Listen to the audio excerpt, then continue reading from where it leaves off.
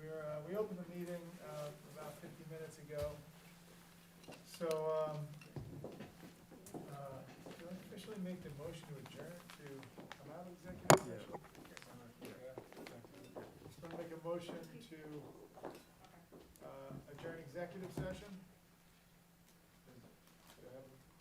So moved. Do I have a second? Second. Okay, all in favor? Okay. Back in public session. Again, Hastings-on-Hudson Board of Ed meeting, 11/8/2021. Okay, I'll start off by, Bill, are you ready? Yeah. Passing the meeting over to Dr. Kersey for announcements. So as we've been typically doing at the start of each meeting, providing some highlights, and some of these may be picked up by Gus and Sabine. I'll try and leave you plenty of room. We didn't compare notes, but some places I'm going to go with highlights, you might go there and try saying better. But the first one, probably not, because it's Hillside. But the first highlight is that the Hillside Elementary School held their annual Intervention Cafe, which is a professional learning experience for all teachers to share a wide variety of interventions in speech, language, reading, math, mental health, special ed, occupational therapy. I think Melissa may have made it there. I got pulled away to other items. Maybe you didn't. I don't know, but I heard it went very, very well. Second, which may relate to Gus, the Hastings cross-country season continues with Hastings High School student Anna Thomas, who will represent Hastings in Section 1 in the quite a long alphabet listing for the state championships in New York State, but just we'll say the New York State Championship on November 13th at Shenandoah Valley State Park. Is that basically right, sir? Got it, okay, thank you. Third, Legally Blonde, the musical Junior, was performed by Farragut 7th and 8th grade on October 29th and 30th. Full houses within the limits of COVID-19, but it was all indoors. Performers in masks, audience in masks. It was a top quality production, and I was most wowed when I was told, and I got to Saturday evening, that was after 3.5 weeks of rehearsal, max. It's So incredible. I was really quite taken. And I didn't really know much about the musical, I hate to admit it. So I got home, and my 2 daughters and my wife, the retired ballerina, said, "What do you mean you don't know about it?" So they were couldn't come for a bunch of reasons to the show, but they're looking to future shows, especially when I told them how well done it is. Fourth, Hillside's kindergarten class held their season of giving, which was featured in my Friday community note, where kindergartners assembled care packages of donations from their families for service members who are unable to be home for the holidays. And I think two carloads of these gifts were taken to West Point for distribution to troops. Fifth, Veterans Day is coming this Thursday. It's a non-school day here in Hastings. There have been, as you know, because you're all experts on Hastings over the years, quite a wonderful set of events, gatherings, assemblies, with veterans coming into the schools. Still affected by COVID, we're not able to do that. But Hillside, beyond the season of giving, which was for current troops and those in the military, they've been honoring veterans by making cards to be sent out to veterans and learning what a veteran is, because they may not automatically know, and what it means by way of service to the nation to be a veteran. The middle school has been recognizing Veterans Day each morning across the loudspeaker with morning announcements and some factual points. And the high school, through some of the history class lessons, has been raising up Veterans Day as a significant moment. Beyond that good news, if it's all right, I'll just roll right into, I think we have listed here a COVID-19 update. Some of this builds on what was sent out to the community Friday. Some of it builds on updates from a few weeks ago, but this is all quite fresh from today.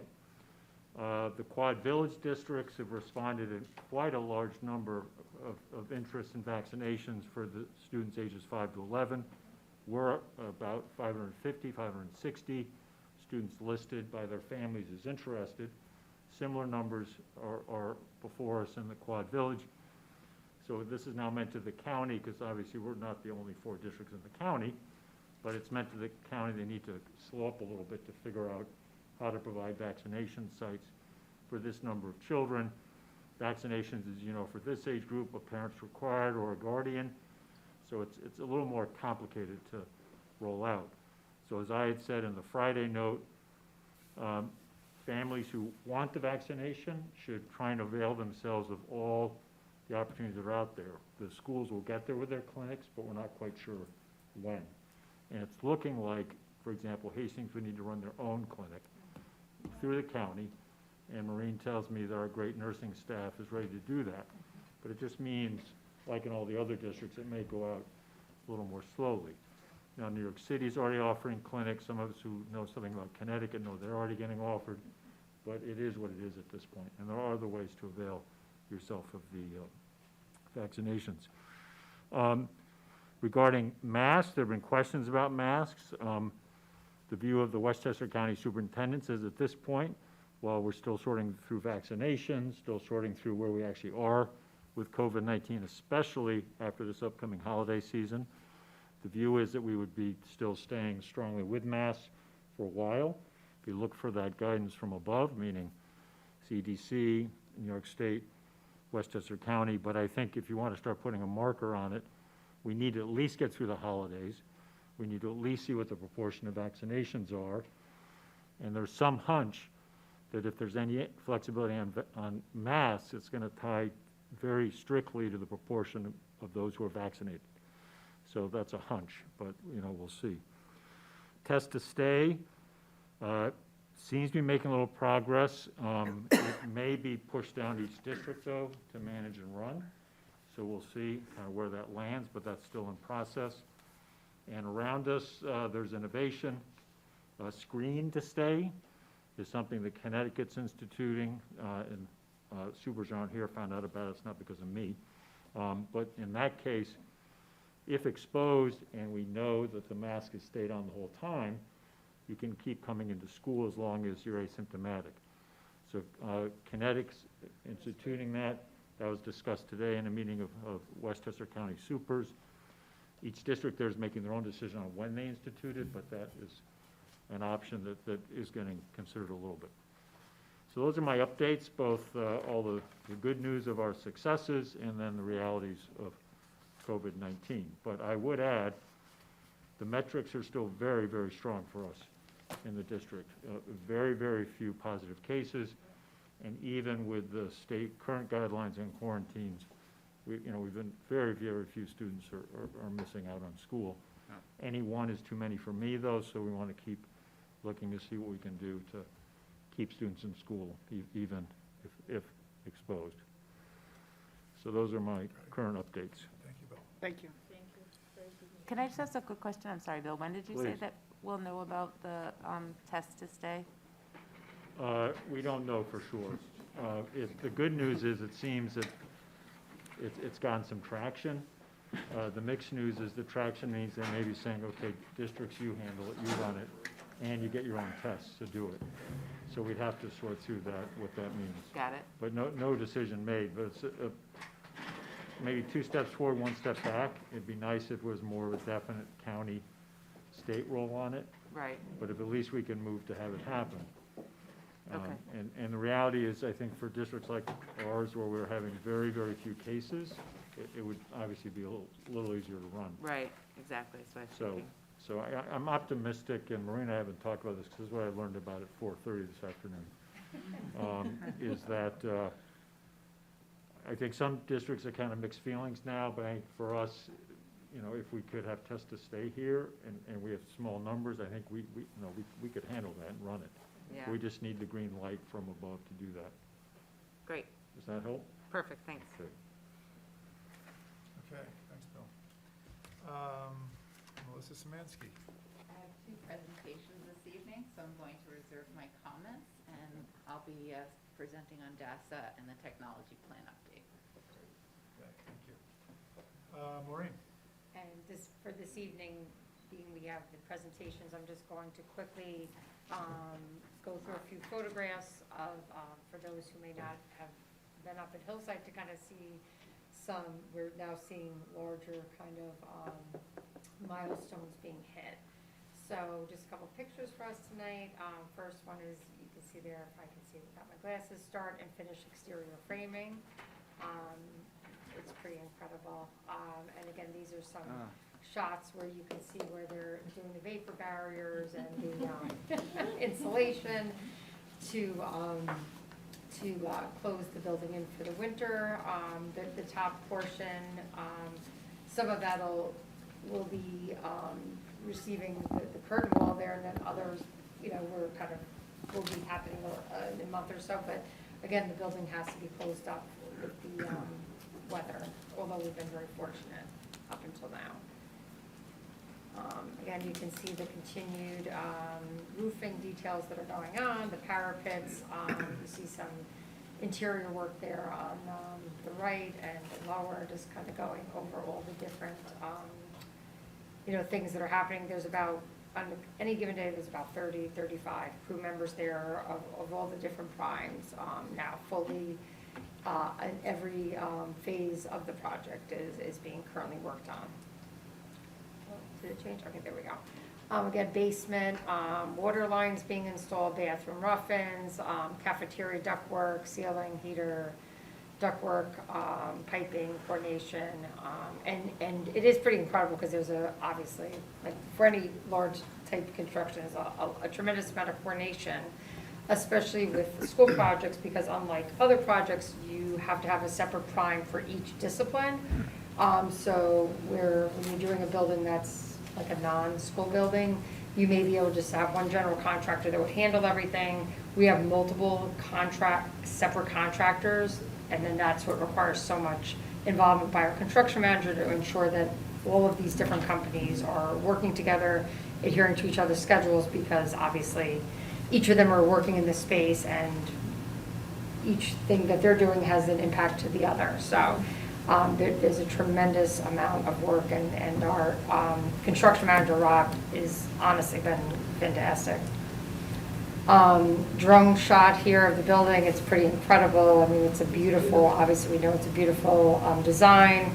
We can really appreciate now how it looks on and connected, and I think they just did a wonderful job in ensuring that it really has a nice natural connection to the existing building. And the area to the left there, as you can see, there's still quite a bit of space there. I mean, even prior to the addition being built, we know that land was sloped down quite a bit and wasn't, that usable anyway. But actually, the grading of this portion will make it a lot more usable. And I think we're, as we discussed before, thinking about putting in like classroom gardens for each, to have a little bit of like an outdoor classroom space there. So. We were talking about that last week. And I think that is it for me.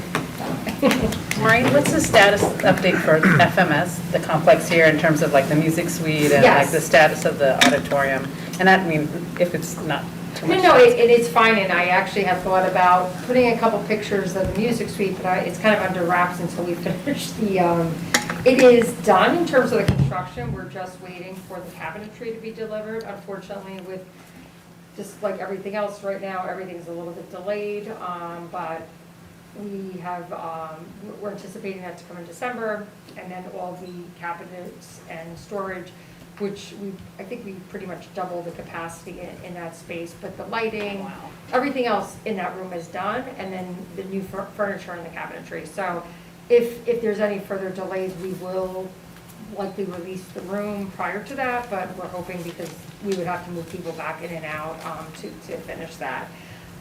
The middle school auditorium, they're doing the HVAC work.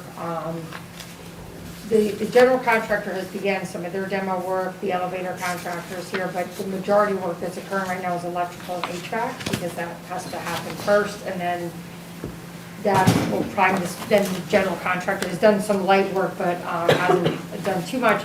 We actually just, and I'm hoping everyone's okay with the colors, but we went through a bunch of sample chairs for that space and color selection for the room, because it isn't, the color is going to be a little bit more fun, I guess, because it's really not a traditional auditorium.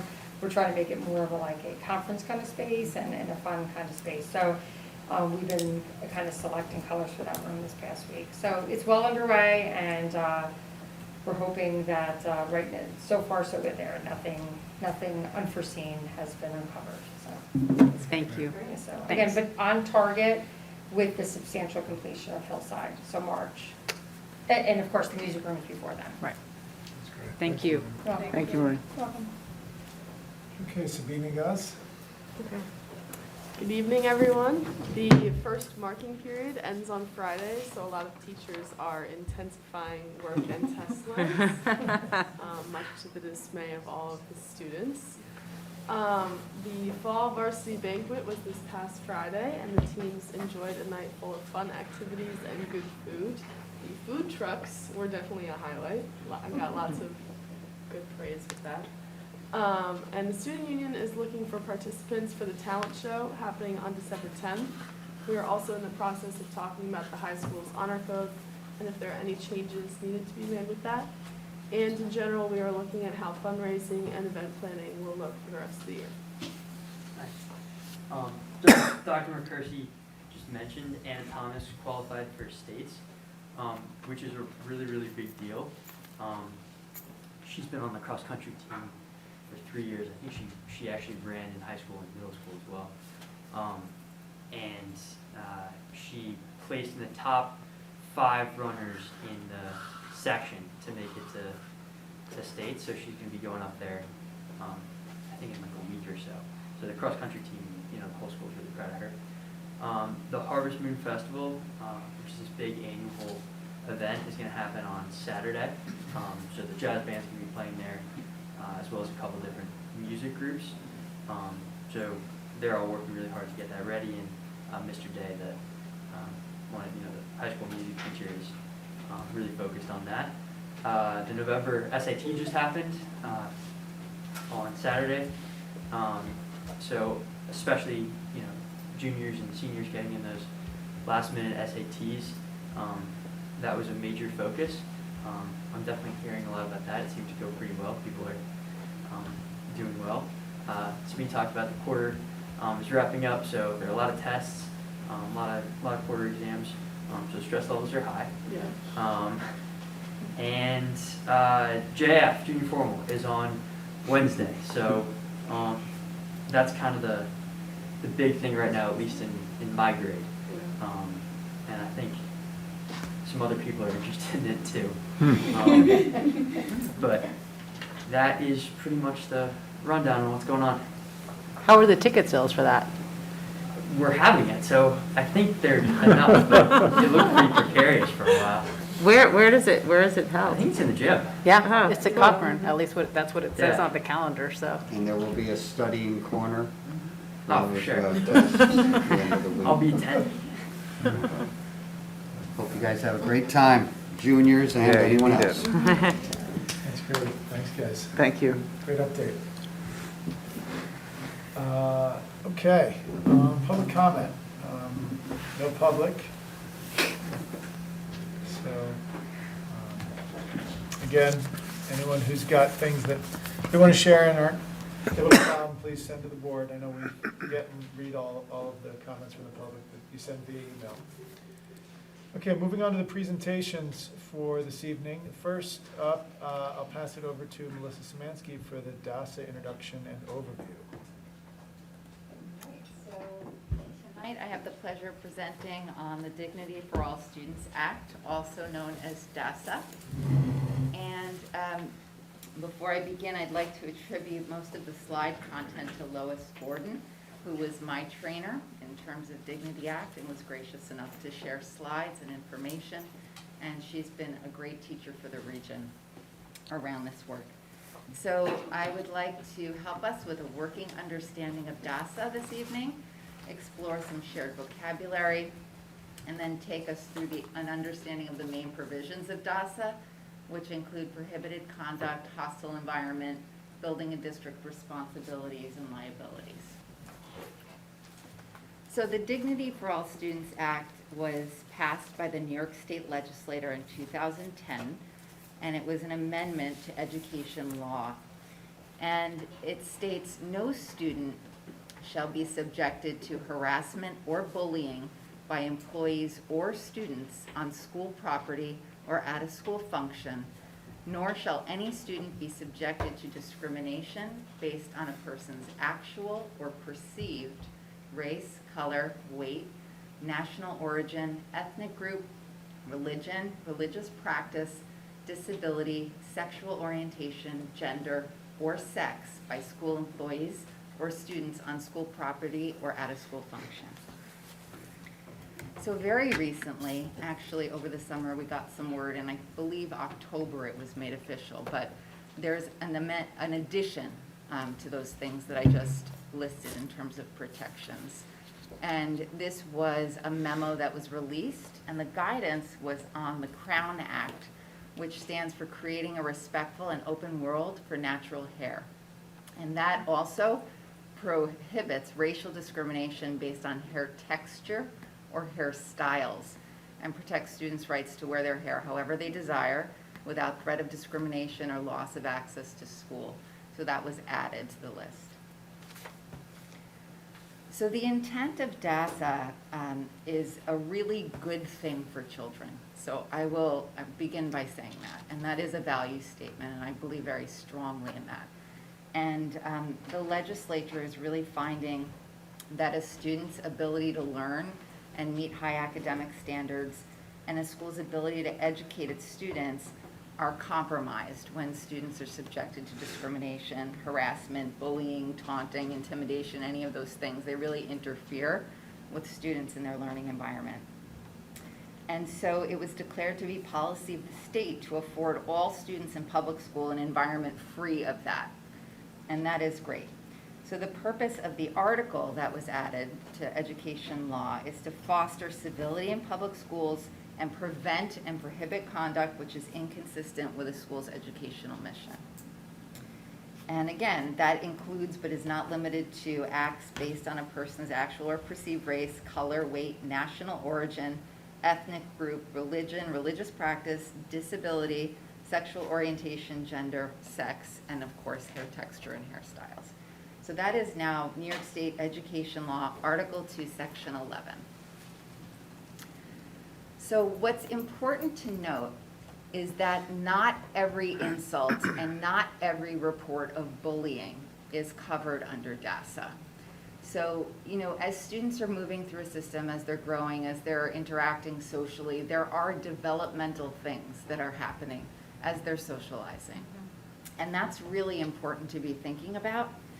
And also, reportable incidents are limited to those that are material. And a material incident is very clear in terms of how it's defined, which is that it's either a single incident or a series of related verified incidents where a student and or employee on school property or at a school function subjects a student to harassment, bullying, and or discrimination.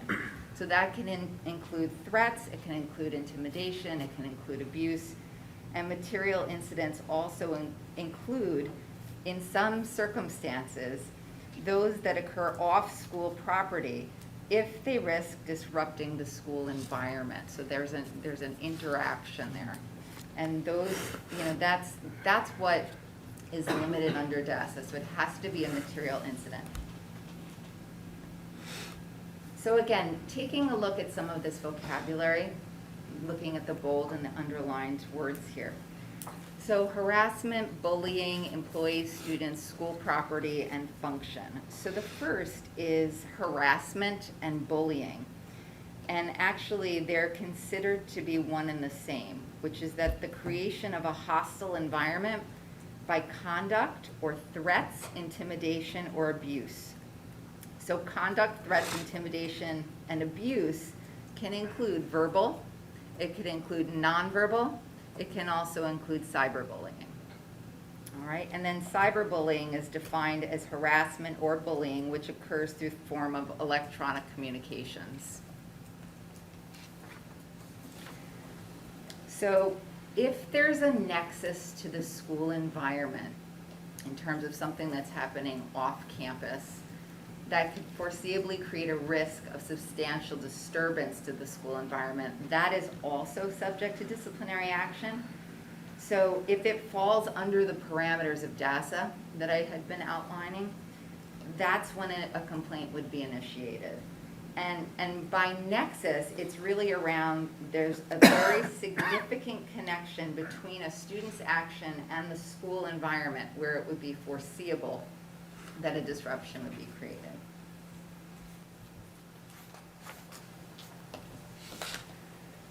So the statement goes on, so nor shall any student be subjected to discrimination based on a person's actual or perceived race, color, weight, national origin, ethnic group, religion, religious practice, disability, sexual orientation, gender, or sex. And so when we're talking about discrimination, that refers to a student's participation in either all or some of the educational benefits or opportunities that are being fully or partially denied without just cause. So being discriminated against something also is connected with harassment and bullying. That fits the definition of discrimination. So harassment and bullying is also considered discrimination. So there are some overlaps and there are some things that are considered separately. Actual and perceived is a really interesting concept because that refers to the distinction between a student's true inclusion in one or more of the protected classes that have been outlined. And it also includes the belief by someone else that that person may be included in one of those groups. So for example, if a student is making a comment about someone's ethnicity, about somebody's race, and that child does not self-identify that way, that is still protected under Dasa.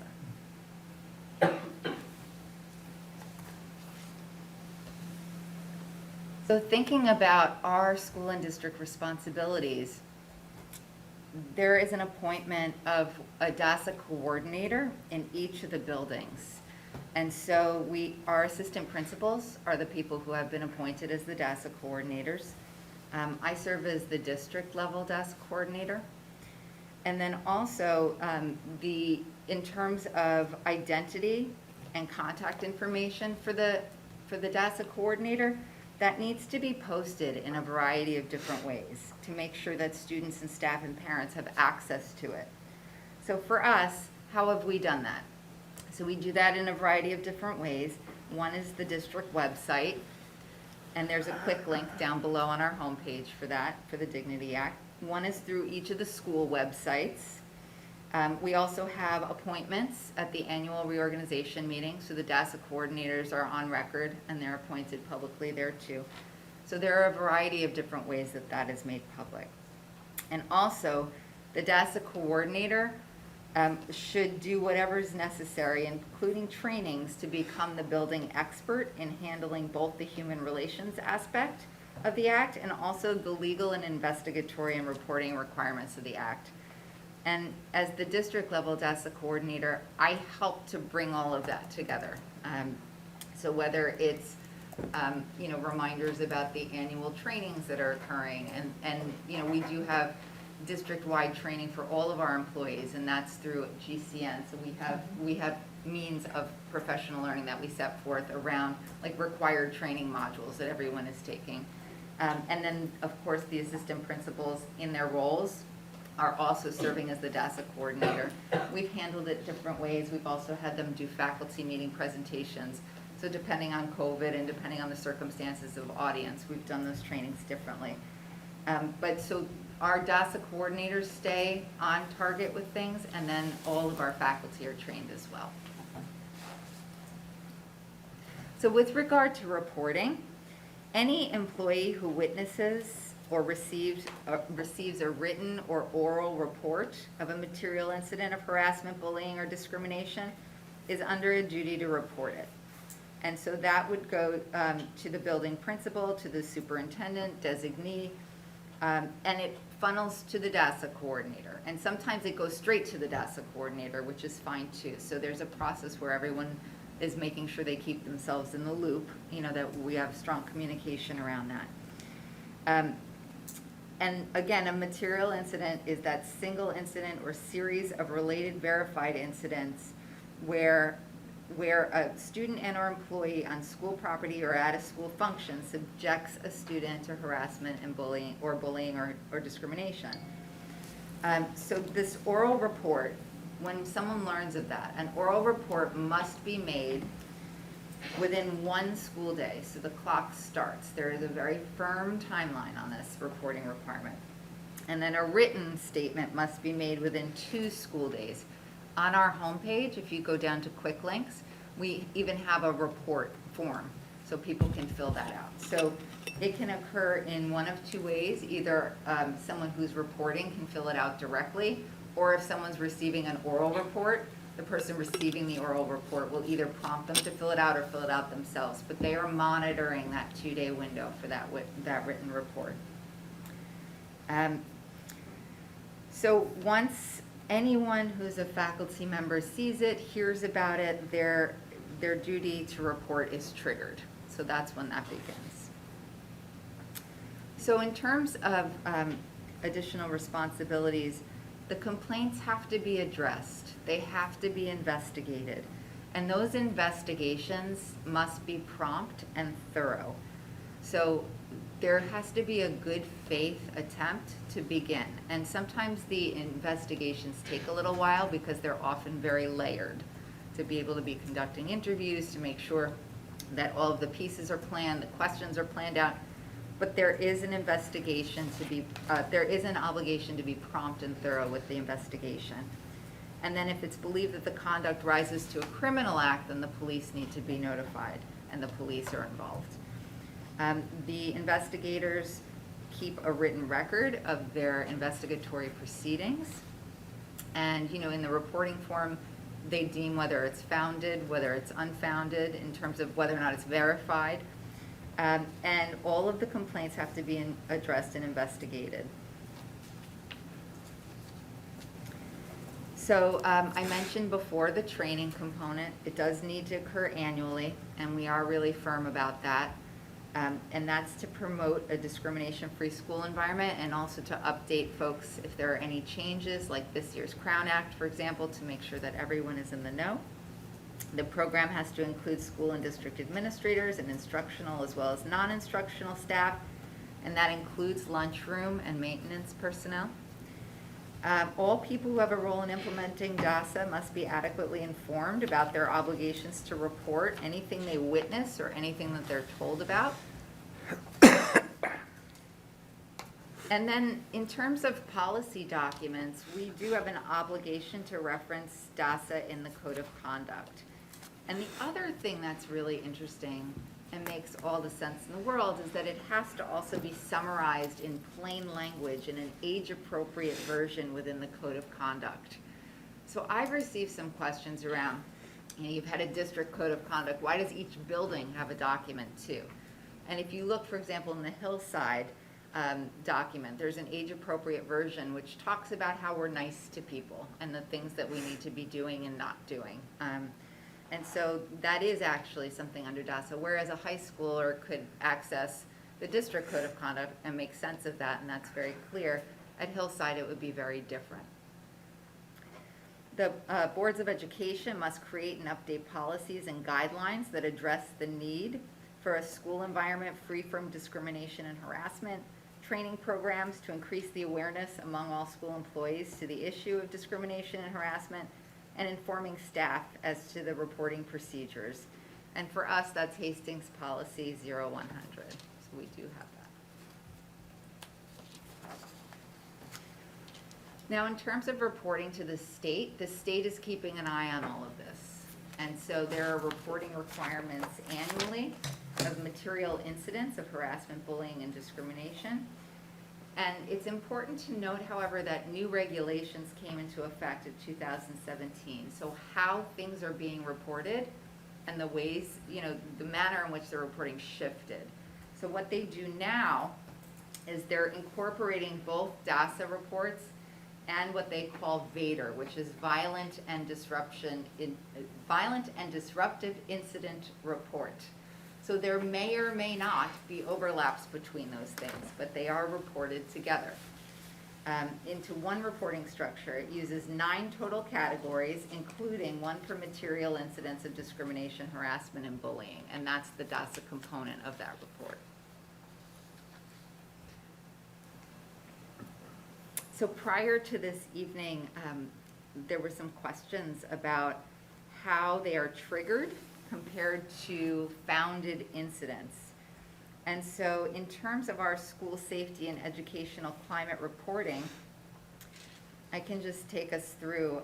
In 2017-18, we had, in terms of founded incidents, at the high school level, it was 0, FMS 2, and Hillside 0. The following year, in 2018-19, 1 at Hastings High School, 2 at the middle school, and 0 at the elementary school.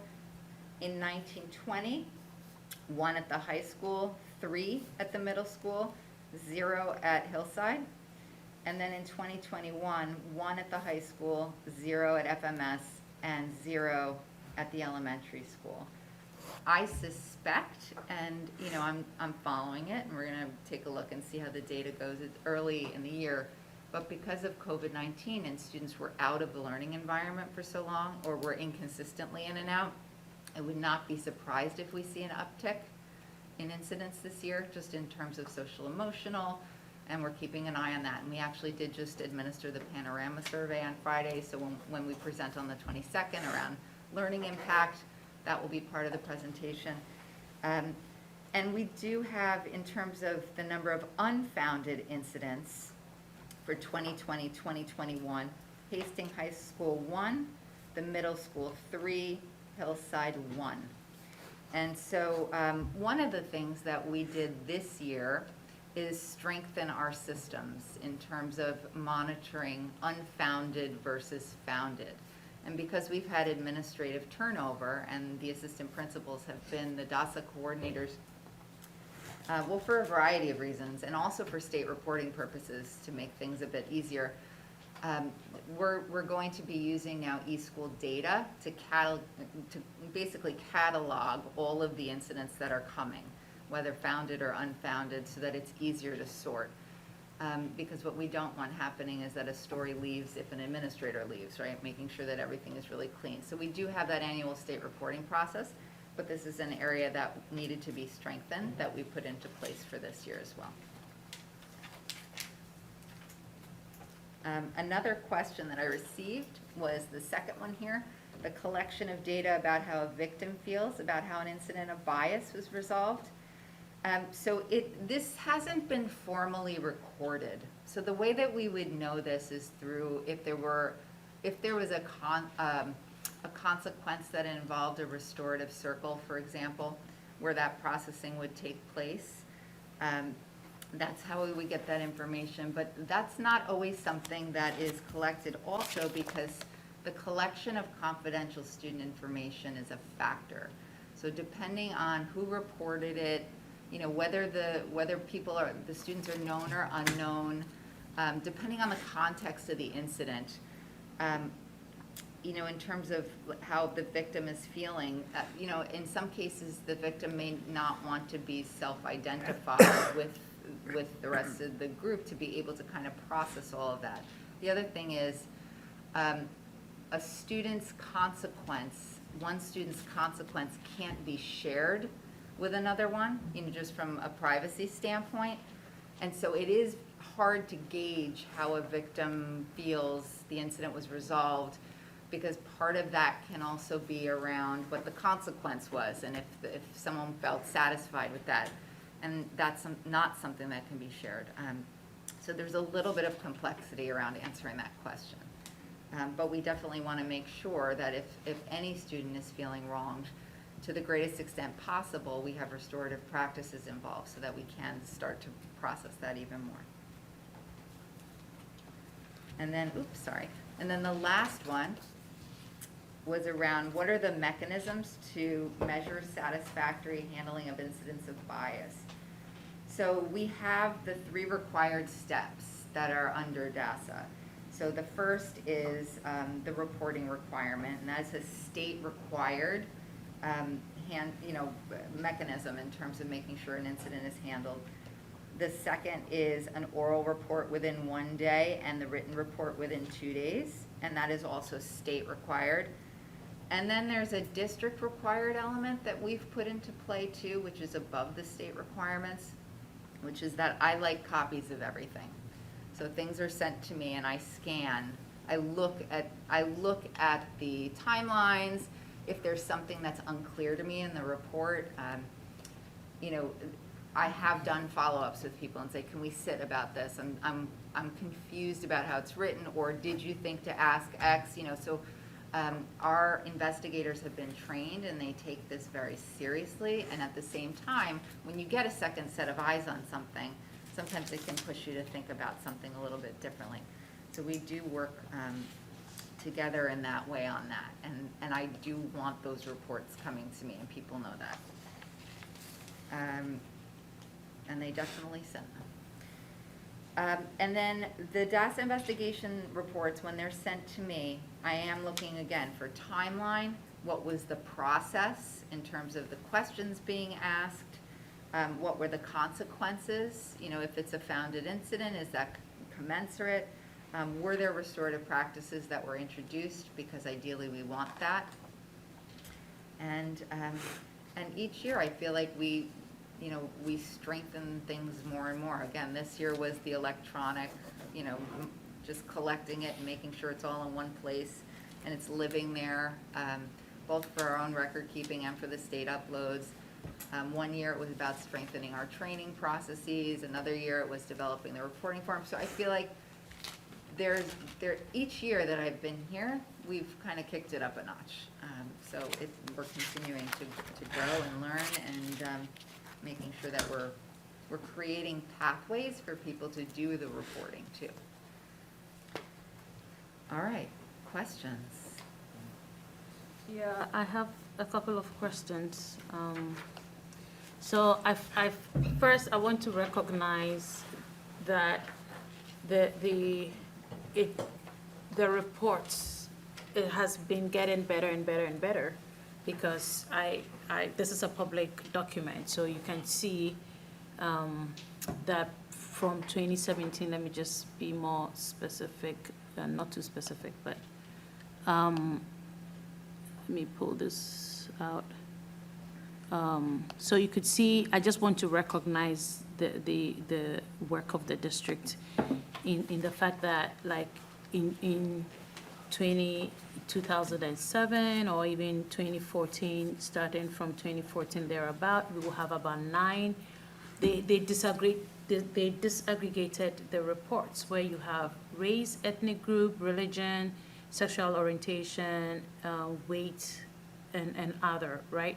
And there will be like 18 reports, 20 reports, and a lot of it was heavily race. And so in those 2013, 14, 15, and all those previous years, but like you reported, I didn't see the disaggregation though. I'm not sure if their reports, they are sort of still doing that, but I will look into that myself. But I like the fact that now we just have single digits, like below 5. So I want to first recognize the improvement that we've made in making sure that these incidents are low. I want to circle back with the community question that had to do with the third part, the mechanism. Let me pull that question out. The last question, those two were satisfactory responses. So far as I'm concerned, I'm not sure what other committee members will say, but the last one, which says what mechanisms have been instated for measuring satisfactory handling of incidents of bias. I know that the reporting and all the protocols in place to make sure that this gets to you has been done in a very meticulous way. But are you able to kindly throw more light into the satisfactory end of the handling of the incidents in terms of how, in other words, how are the protocols? So let me give the specific example that came to me. This is the case where there's an incident. So let me just talk plain English. There's an incident that happens in the schools. Most of the time, the assistant superintendent handles it, sorry, assistant principal handles it, and then if if this assistant principal cannot deal with it, tells the principal and then steps in, and then it becomes Dasa.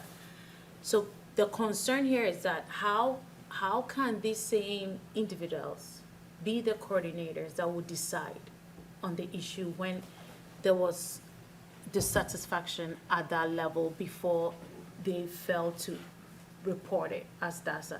It's the same assistant principals who are part of the appointed as the coordinators together with you to make that final decision.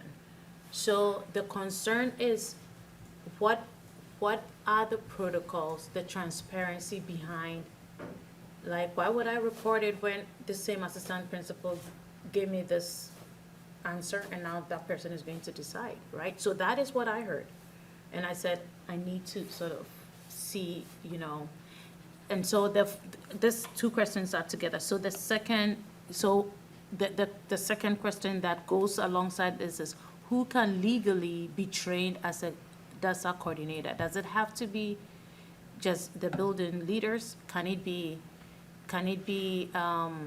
other teachers, or is it, who can be a Dasa coordinator and be part of the committee that makes the decision? Sure. So I'll take the first question first. So in terms of the APs being the Dasa coordinator and deciding, right? So when they do an investigation and a Dasa report comes up to me, I'm not reinvestigating their investigation. So what I'm doing is I'm looking at their process, and I'm looking at their timeline, and I'm looking at their, what they ended up doing in terms of like systemically, who they spoke to, and making sure that we're within the timeframes. If somebody is not satisfied with the outcome of an investigation, it can get appealed. And then it would come up to me as the district Dasa coordinator. And effectively, I end up doing an investigation, basically. So it's like a reset start over, where I actually begin it again. So the first layer is, when reports are coming up to me, I'm looking at fidelity of process. Okay, if there's an appeal, I'm doing an investigation. So in terms of that checks and balance piece, it's only when I receive a report if it seems like something was, maybe not documented or maybe missed along the way from a process timeline. That's when I go and I'll ask a question. That's rare. It has happened before where I said, and someone can say to me, oh, I didn't document that part, or let me do one more follow-up, something like this. But my follow-up with people are more like, help me to understand in terms of your process. So that's the first part of the question. The second question that you asked is, who can be a Dasa coordinator? Who can be trained? So Yeah. who can legally be trained as a Dasa coordinator? Yeah. So, just to kind of reiterate again, everybody has to be trained in Dasa, right? Like, all of the employees have to be trained. Who can be trained as a Dasa coordinator? Theoretically, anybody can take Dasa coordinator training. However, I'd like to qualify that, because I don't believe it makes sense. Because don't forget that under the law, it can also be an adult or a student subjecting a student. Correct. And if you are going to have someone who is not with supervisory oversight doing investigations that involve potentially personnel, that gets very tricky. The fact that it's an assistant principal whose primary function in their role is to handle discipline makes a lot of sense, because the disciplinary pieces that are coming through may very well end up having an intersection with Dasa. So that's why it makes, from a process perspective, the most sense for that to be, that role to be the group that's trained in that and serving in that coordinator lens. Again, we do have an appeals option, and it is quite rare that happens, an appeal, but when it happens, it's taken extremely seriously. And I start it fresh, and that's what we do. I may add, I mean, it's a good question. I mean, I think it's critical within the organizational structure of schools that you intentionally have administrators who legally are set up in a different set of roles. And while administrators are quite busy, their time is not obligated to a set of students all the time. Yeah. So if you were to take this kind of time-consuming work that has to get in very well, you would have quite a major opportunity cost as to the instruction of students. So the instructional time of students is paramount. So you set up schools with administrators to protect that instructional time, to provide support and guidance and, yes, accountability. But if you start to dip into the teaching pool for administrative functions, the biggest penalty is on those students who've lost that continuity of instruction. Because the Dasa investigation done well is a significant amount of time. Yeah. There's also, per state law, a set of accountability functions placed with administrators, and then we're held accountable Right. in ways that those within bargaining units and the rest are not held accountable. So that accountability piece with the appeal function provides a lot of protections for that family or student or adult filing the complaint. If not satisfied, they have an appeals process. So one, the administrative function here is critical as you organize a school legally and otherwise. And second is, that's the accountability side, and the freedom side to get the work done well without penalizing students for losing their teacher during that time. But the other then is that idea of the appeals process, and, which is important. Thank you. So I'll ask one last technical question and I'm done. So is it technically, can a community member be trained as a Dossa coordinator who can sit be part of the committee when, can that happen technically? So Oh, sorry. I'll be very careful because it was a legal question, so I can't give a legal answer because I'm not an Okay. attorney. Okay. But what I can go back to is, in terms of school and district responsibilities, and it has to be one coordinator per building. Correct. And that is, No, I'm not saying as a replacement. So in other words, of course, all the buildings have a We need to coordinator. clarify, I'm hearing the assumption there's a committee that's making these decisions. Is it? no, it No, can't be. there's not a committee. No, it There's cannot no be a committee. committee. Okay, got it. Thank you. I have a question about, are the consequences that come out of a Dasa complaint, consequences in the kind of recording to the student that would generate, are those different from or covered by different policies, locally or state, than what would happen in a sort of generalized complaint? So, for example, you can have just bullying and harassment, which I guess would be covered by our code of conduct. If that bullying and harassment touches on protected classes, it sort of shifts over to the Dasa side. So is there parity between those processes? Yes. Okay. And I think it's important because, well, for obvious reasons. Thank you very much. I just want to say that was very clear, and thank you for the work that goes into it. And I'm very glad, Dr. Mackenzie, you suggested that this should be done, so the community hears it. Thank you. Thank you. Can I ask a question to Melissa, sort of Sure. on top of what Alex was saying? Do we also track incidents of harassment that aren't Dasa incidents of bullying and harassment? So, I would have to ask the building assistant principals that question. I know they have internal mechanisms, but the how, I wouldn't be able to speak specifically to. And again, we just refined our tracking, specifically for Dasa.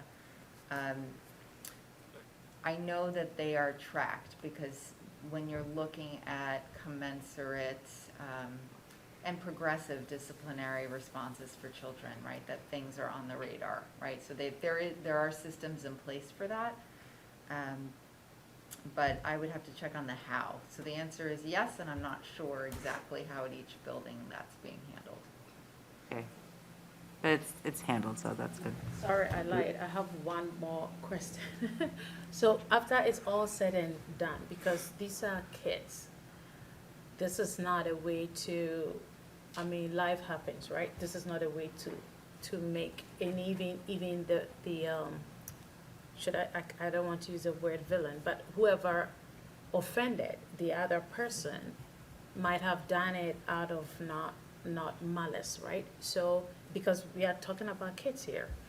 And like you rightly pointed out, there are developmental stages that could allow that. Like, I mean, everyone knows, even girls, PMS. I mean, this is not, I'm not trying to be crazy here, but things happen, you know, you just erupt, and it's not because you are trying to be mean or malicious. Most of what I said was because of inputs I received, but my personal question to you is this: when it's all said and done, what is the restorative piece? How did the kumbaya happen? Like, what is the school doing in such a way that the end result is peaceable for both, for all the students that feel like they've been offended and those that offended? What structures are allowing the healing process? So our counselors are heavily involved in that piece, actually, and it is differentiated. So there may even be moments where we have a youth officer involved in that process. Like, it may be around how an entire class needs to be around processing an incident that's come up, just, you know, whether under Dasa or not.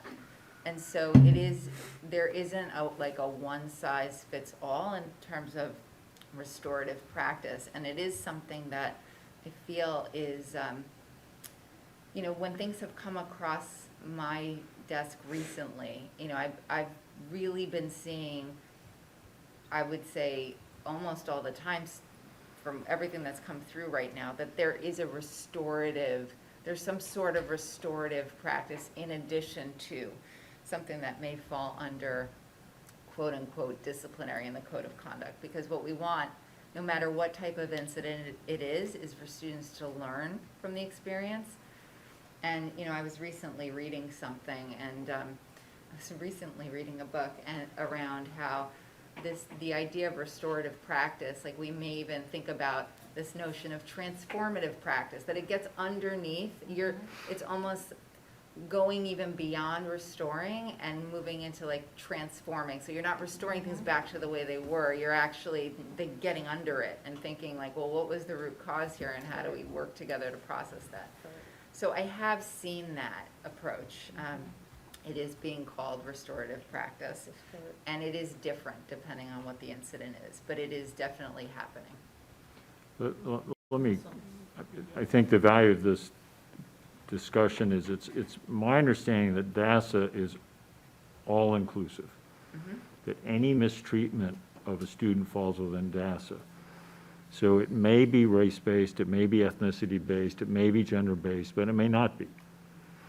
And so Melissa gave you a very detailed, which is the posted presentation, and then we're trying to make things briefer for you as a board in terms of what you see.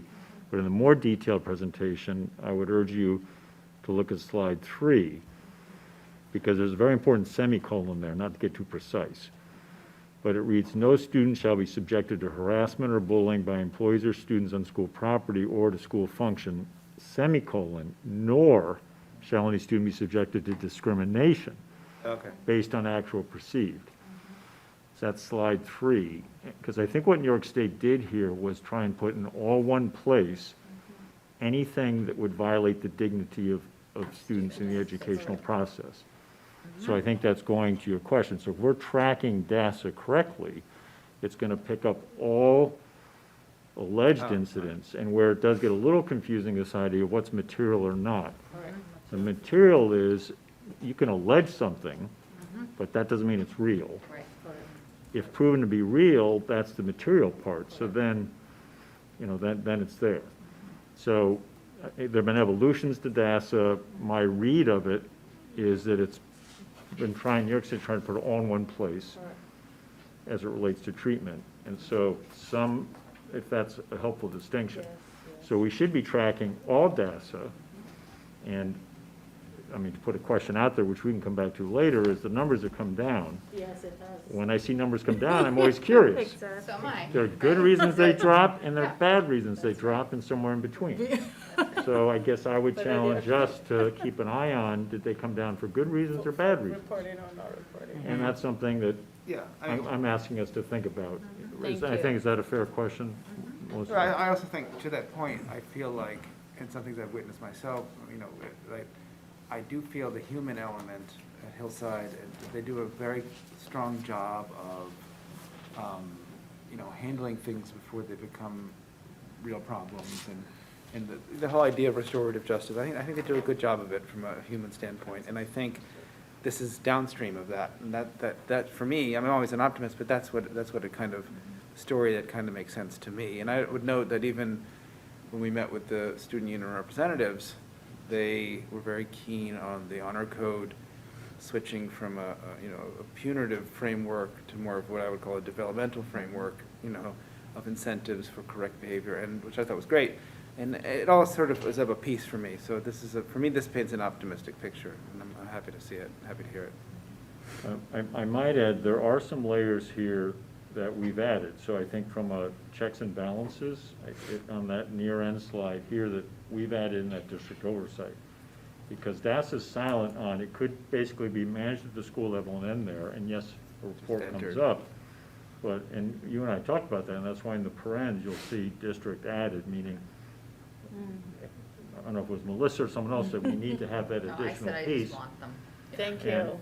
Yeah, and so already been here long enough to say, well, we have to have some double checks there, because there's, you want to protect against, despite everyone's best efforts, there could be some decisions made at a lower level in an organization that aren't quite what they should be, or people are busy and they may miss something. That's right. So that's why you want to have those checks and balances on it. And even as Melissa said, to memorialize it in an effective way that you can go back to it, you know, at any given time and sort of see the continuity that you've maintained. It sounds well done. And one other very important point, I mean, part of that checks and balance is the board. So that some things that may or may not be DASA, but could be related. So it'd be a disciplinary matter or something else. Some of those appeal processes go all the way up to the board. So what becomes difficult for board members is things travel in the community, you may get questions, and given that potentially you are going to be involved with, depending where a process rolls, as hard as that is, it's needing to hold back. So that's a generic comment, but, you know, I know it's, you know, you're not alone as board members on that. You know, it's just one of those very difficult roles you play, is to say, sorry, but I can't discuss it. You know, on that chance, it could appear before you later. So, is that a fair, Melissa? Oh, yes, yeah, Okay. yeah. I mean, it's the same reason I'm careful not to investigate somebody's investigation, because it may be an appeal to me, and then I have to open it as investigation. At the same time, I want to see what's coming, like what's going on in the buildings, and, you know, be a thought partner, because if there are patterns or trends in something, you know, even beyond in terms of fidelity of process, like I definitely want to make sure I have my eyes on that as the Dossa coordinator. So it's, you know, it's really important that when things come up, you know, that there is that initial impartialness, because that's, you know, that's part of all of our roles, essentially. Yeah.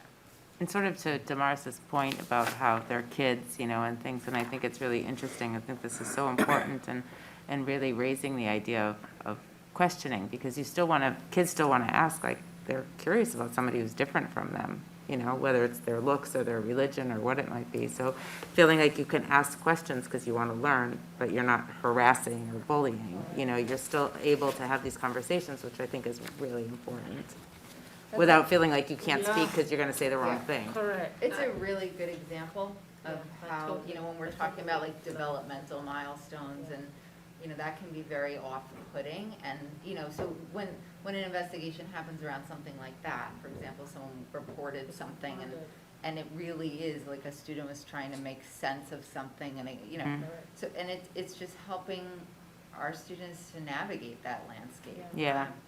You know, and I will say that having been in the land of the little people in terms of elementary, prior to this life, and having worked with students ages 2 all the way up through 15 and beyond, that the word bullying is thrown around a lot.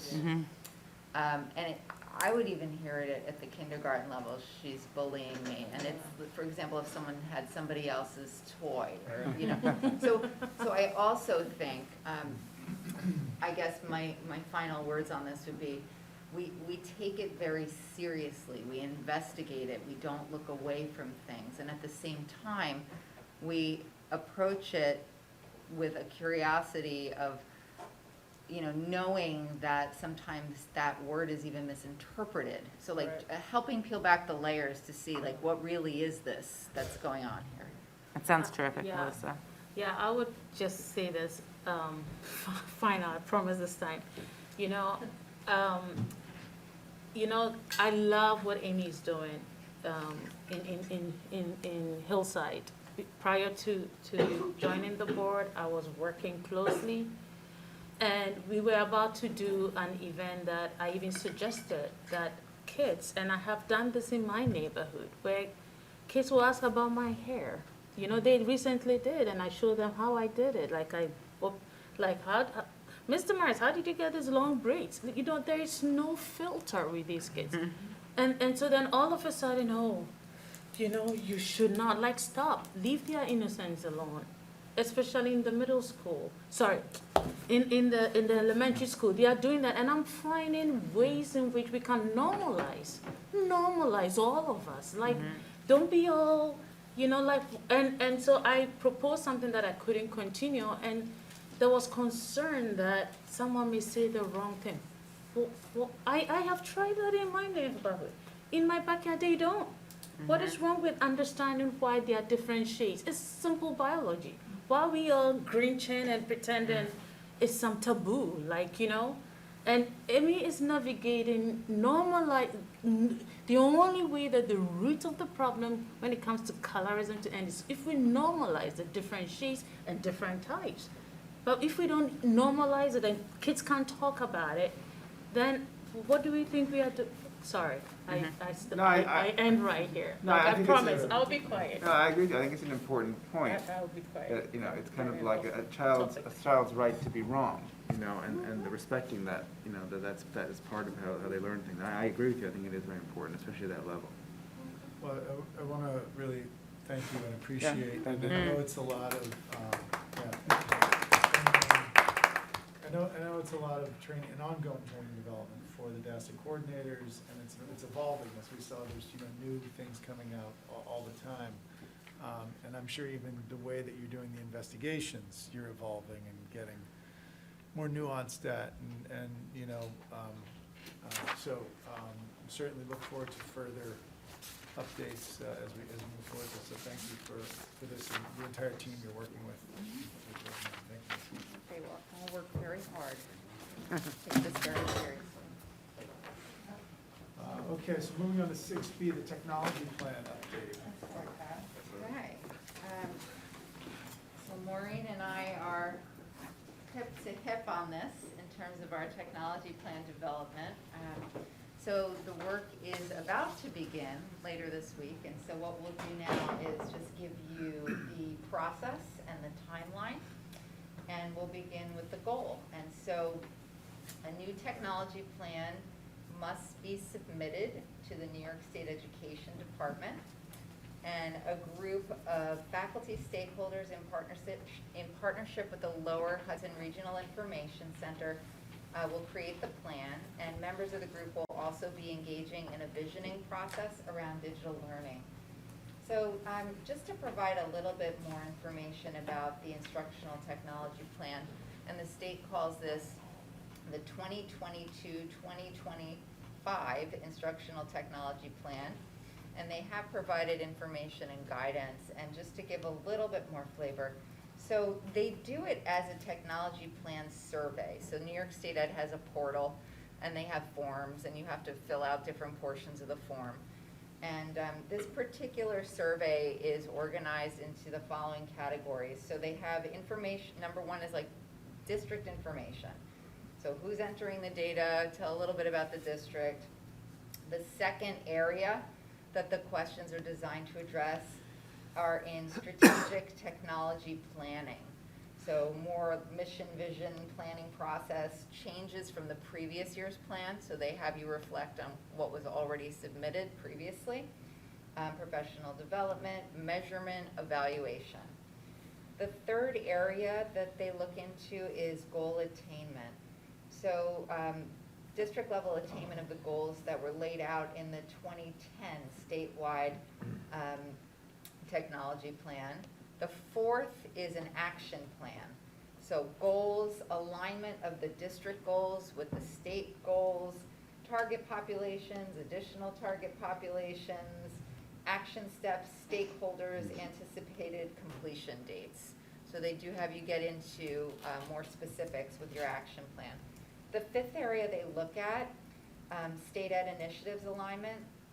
So that's around meeting academic standards, strategies to ensure equitable learning everywhere, all the time, serving students with disabilities, serving English as a new language, multilingual learners, serving students experiencing homelessness and or housing insecurity, and facilitating culturally responsive instruction. So all of this is built into the survey. The sixth area, administrative management plan, staffing, investment, linked to information for parents and school communities related to tech for students and families, and looking at our website and what's up there. And sharing innovative educational technology programs is the last area, and that area is optional. And that's if a district wishes to share any other projects or practices with other districts. So it is a 3-year plan. Again, it covers July 1st, 2022 to June 30th, 2025. The deadline to submit the plan to state ed is June 30th. Maureen and I have been meeting regularly with our colleagues at the Lower Hudson Regional Information Center, who I understand helped us with the plan that was done here previously. And so we'd just like to take you through our timeline and process here. So on November 1st, committee membership was finalized.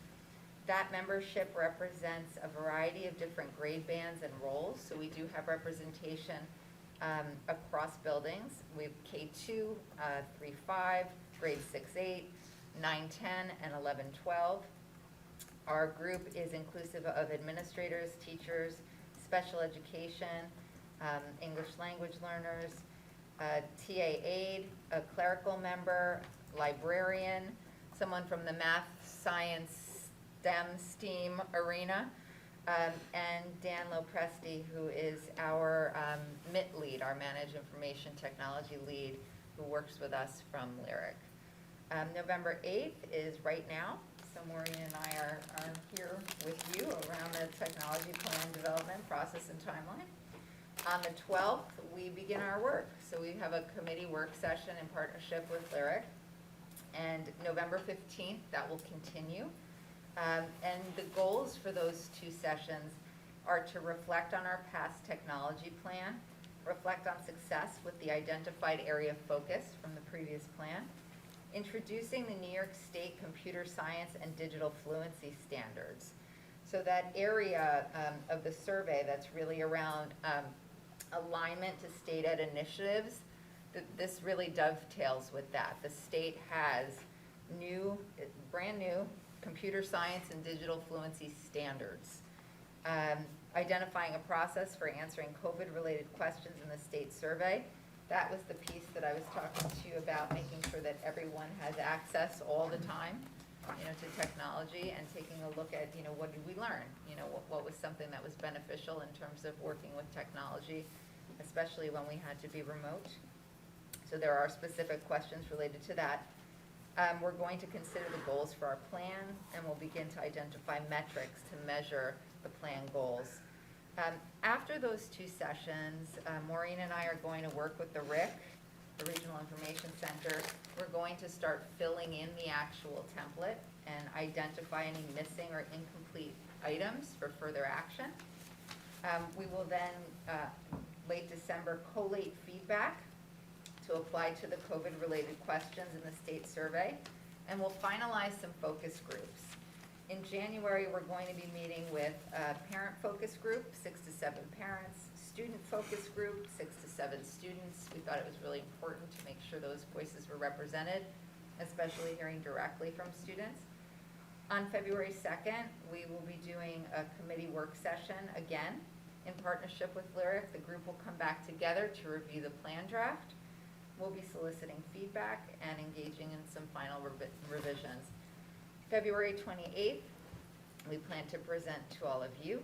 And then March 7th, submission of the plan to state ed. So it's a very ambitious timeline, but we're committed to it and we are in motion. We have a wonderful group of internal stakeholders who have volunteered. And Maureen, what have I missed? Only that the Lyric, who most districts, even larger districts, work with locally, and they really, I mean, we've done this process with them 2 times. The last 2 times, they've assisted the district. And what's great about Lyric for this type of work is they really have the full understanding of all the things that we've discussed tonight. So that's where, an organization like BOCES really can assist districts, because even districts that have full technology departments, directors of technology, they also use this resource. So, because there's many things that they're seeing more across the state, and the people who work at the Lyric are both, they have a higher level of expertise around like technology planning in general, because that's what they do. So, we've gone through this, they facilitated the process the last 2 times that we were required to do this update, and really,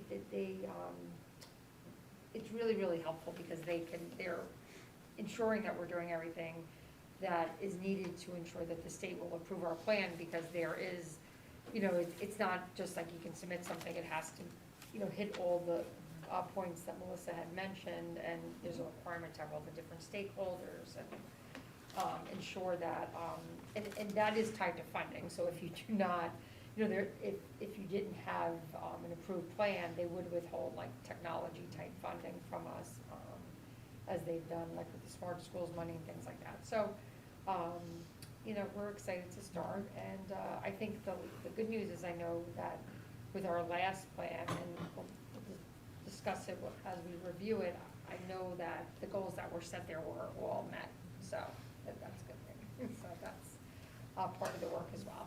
We've worked with both of the people that we will be working with together with the committee before, and they're both incredibly strong. So Sarah Martivano and Leslie Cardo. And Leslie's actually done some direct work with the teachers, so just as we were entering into the pandemic, just to help us get up and running, especially with not, at that time, not so many tools in the toolkit, and really helped us to make that transition. So from a blended learning instructional tech piece, she has an extremely high level of expertise, and Sarah has helped regionally with lots of different plans. Who does she work for? Lyric, both Sure. of them, BOCES. BOCES Lyric, the Lower Hudson Regional Information Center. And yeah, they're very connected at like the state level. So I think, especially with technology in general, you really need, the regional kind of having those type of people there, because they're really more at the cutting edge of things where, like even locally, you would not be able to kind of stay as up on things as I think they are. So. And they know what's going on Yeah. regionally. They're very aware of everything in the region. And at state level, so yeah, that's great. Fun times. Can I ask you, the technology plan, it is the overarching sort of digital infrastructure of the school? So that's a part of it, right? So there, yes, that's part of it. Because the CSDF, so the computer science and digital fluency, that's sort of a curricular piece. That's right. So there's, so I guess the way that I can liken it is Maureen and I work very closely together with all things technology, and she handles more of the informational tech, and I handle more of the instructional tech. So when you're thinking about it similarly in a plan, that's like the processes and procedures and the nuts and bolts, for example, how many one-to-one devices and all of the nitty-gritty. And then there's more of that alignment to state expectations, mission, vision realm, that's more of that instructional piece. So very much like Maureen and I work together with instructional and informational, each of us taking the lead on different pieces. The plan too is asking for both of those pieces. And And with the development is the third piece, right? The development of professional. With these, I have not seen them obviously, but the computer science and digital fluency standards, you know, Maureen, you had mentioned that oftentimes the plan or the approval of the plan is tied to funds. Those standards, is that a sort of a funding track, or is that sort of an unfunded mandate, so to speak, that's coming down to us? Well, most things are unfunded mandates, but there is a certain amount of state aid we receive on software and hardware, and most, well, not all of our hardware purchases done through this cooperative buying through BOCES, we are receiving about 50% back state funding. So if we were to make those purchases and it wasn't tied to like a larger plan, I think they kind of look to make sure that you're being thoughtful about that, so it could impact like funding. And there are times that we've received, I had mentioned the Smart Schools Plan, which was funding that all schools in New York received a few years back. It was, I think we received about $500,000. So we had to, it had to be tied and reflected in the plan about, you know, infrastructure needs and things, so. Thank you. Welcome. Oh, okay. Yeah, so On the my side, okay. standards are focused on the impacts of computing, computational thinking, networks and systems design, cybersecurity, and digital literacy. And so those are the ones from the state. So they're pretty comprehensive, Yeah. actually. And they don't live within one discipline. They live across disciplines. But very much like there are ELA standards and math standards, there are now computer science and digital fluency standards. Which is like I said, newer. Yes, Just that newer. word, yeah. Oh, thank you. Yeah. Thanks, guys. Look forward to seeing the presentation in February. The last time we did this was 2018, right? That was the last, and it's pre a bunch of things, including COVID, right? So, I was gonna say, I think we surpassed anything that was in that plan. okay. So let's keep moving. That was very helpful. Thank you. It's in business items 7A. Does anybody have any questions on business items 1 through 8? I only had one question, and that was, how did you identify the trainer in business item number 3, metamorphosis? Yeah. They're excellent. I've personally experienced them, and all, you know, the other administrators, I know Jennifer and I specifically were talking about, she's like, that's amazing, they're fantastic. So in terms of coaching, they're pretty much one of the gold standards around helping to build capacity for educators to be coaching peers. So they're known. They've been experienced by more than one of our administrative team as part of their professional learning. And was obviously positively received if they wanted to use them again. Okay, thank you. I have a couple of questions about the Schedule B spreadsheet. Most of them I understand, you know, it's like after-school coaching, they get paid extra, right? I'm understanding this correctly, right? This is like when you do things above and beyond your job and you get paid a little bit more, like if you're like the track coach or something, correct? Yes. Okay. Yes, that's correct. But some of them seem to be like, and maybe I don't understand exactly what the item is, but it seems to be part of their job. Like a couple of them, like Janice Mateo Toledo, what she's getting paid for is diversity and inclusion coordinator, but isn't that her job? But she's a teacher on assignment, or some of the, like, she would still be entitled to anything that I don't would be see a beyond, schedule. right. Oh, ELL teacher. got it. Yeah, But she's I thought we because she's- upgraded her to full-time well, diversity she's and full- inclusion coordinator. She's considered a teacher on assignment, which means that she's released from teaching classes during the school day, but her schedule would still reflect, like, she would still be entitled to like certain prep times, you know, throughout her day, so, because she Can I still just falls give a in- quick yes, time out? I sorry. just want, I think we jumped over to number 8. Yeah, We're I still on thought number we were, 7. Oh, I'm I sorry. just want to vote, I want to make sure we get through 7 before we Where's discussing the Schedule B personnel. stuff is in personnel? It's under 8A, yeah. Sorry, I 7A skipped still. ahead, Yeah. sorry. So let's just go back, I just want to make sure, There any it is, other updated questions? Schedule B, Sorry, yeah. number 3. I missed it. Any other questions, 7A, items 1 through 8?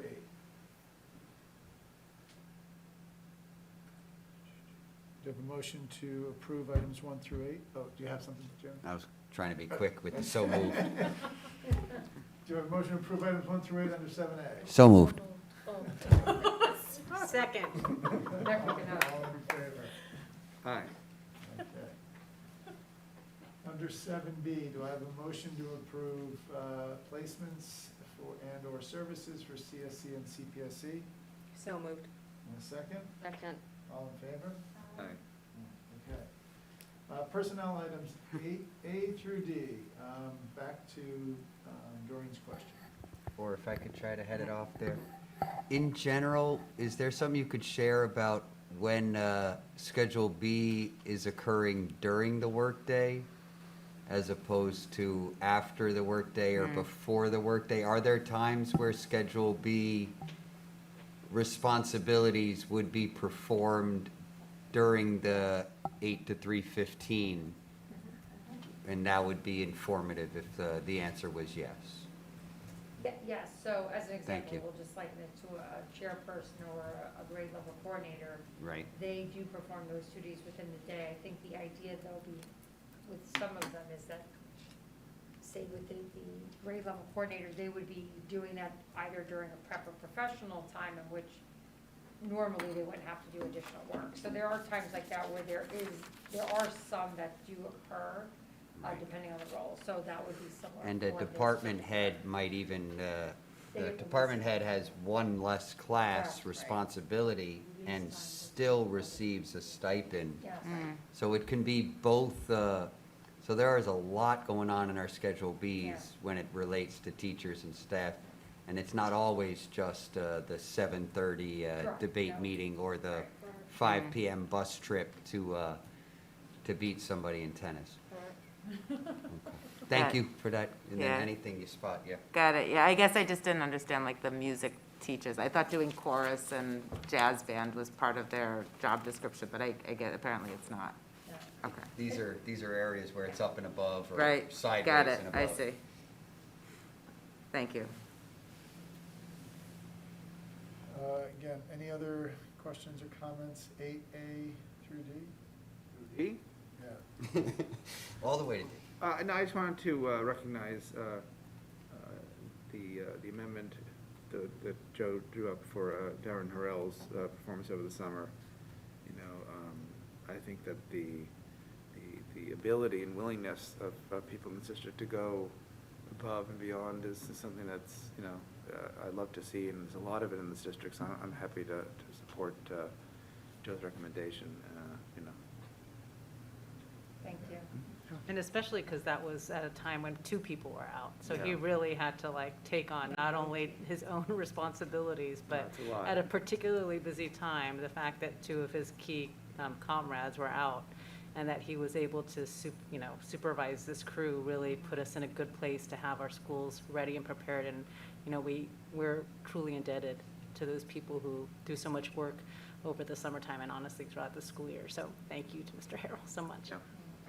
And I remember seeing him and he was like, oh, big deal, you know, it's like so. That's just how he rolls. Yeah, exactly. That's He's how he got rolls. No a one can get wonderful in his way, right? attitude as well. I do just have a quick question. In areas on Schedule B where there isn't somebody listed for, let's say, a modified position, does that mean they just haven't found that person yet, or that's being, okay? I mean, occasionally, there could be something that may not have a team, but more times than not, it would be that they haven't found somebody as of yet. I see.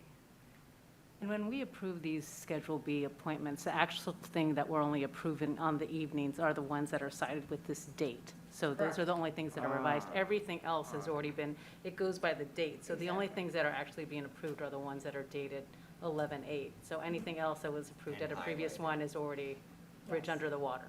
Yes, correct.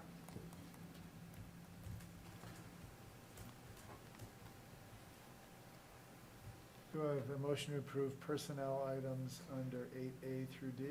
So moved. And a second? Second. All in favor? Aye.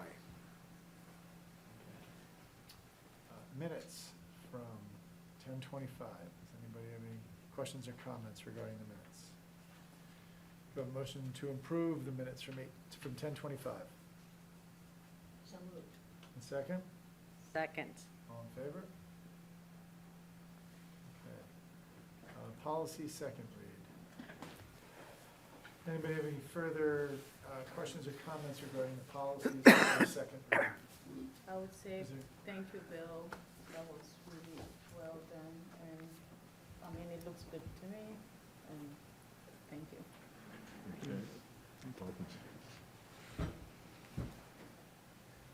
Is this the second read? Yep. This is the second. Okay, so we'll be voting on them tonight. At the next meeting, right? This meeting. At this meeting, okay. Okay. Do I have a motion to approve policy changes to 5300, 1235, and 1420? So moved. And a second? Second. All in favor? Aye. So, board goals. So, this is a continuation of a conversation we started at a work session. We have a couple options here. We can talk about this, and if people are generally comfortable with this, we can approve this. We can also say, hey, we need some more process around this. We want to talk about this. And what I would suggest is that we could try to talk about it now, but what I would suggest is if it's substantive and we want to have a detailed conversation about these Board of Ed goals, that we possibly find another time to do that. But let me just kind of throw it out to the group to see what the group's thinking.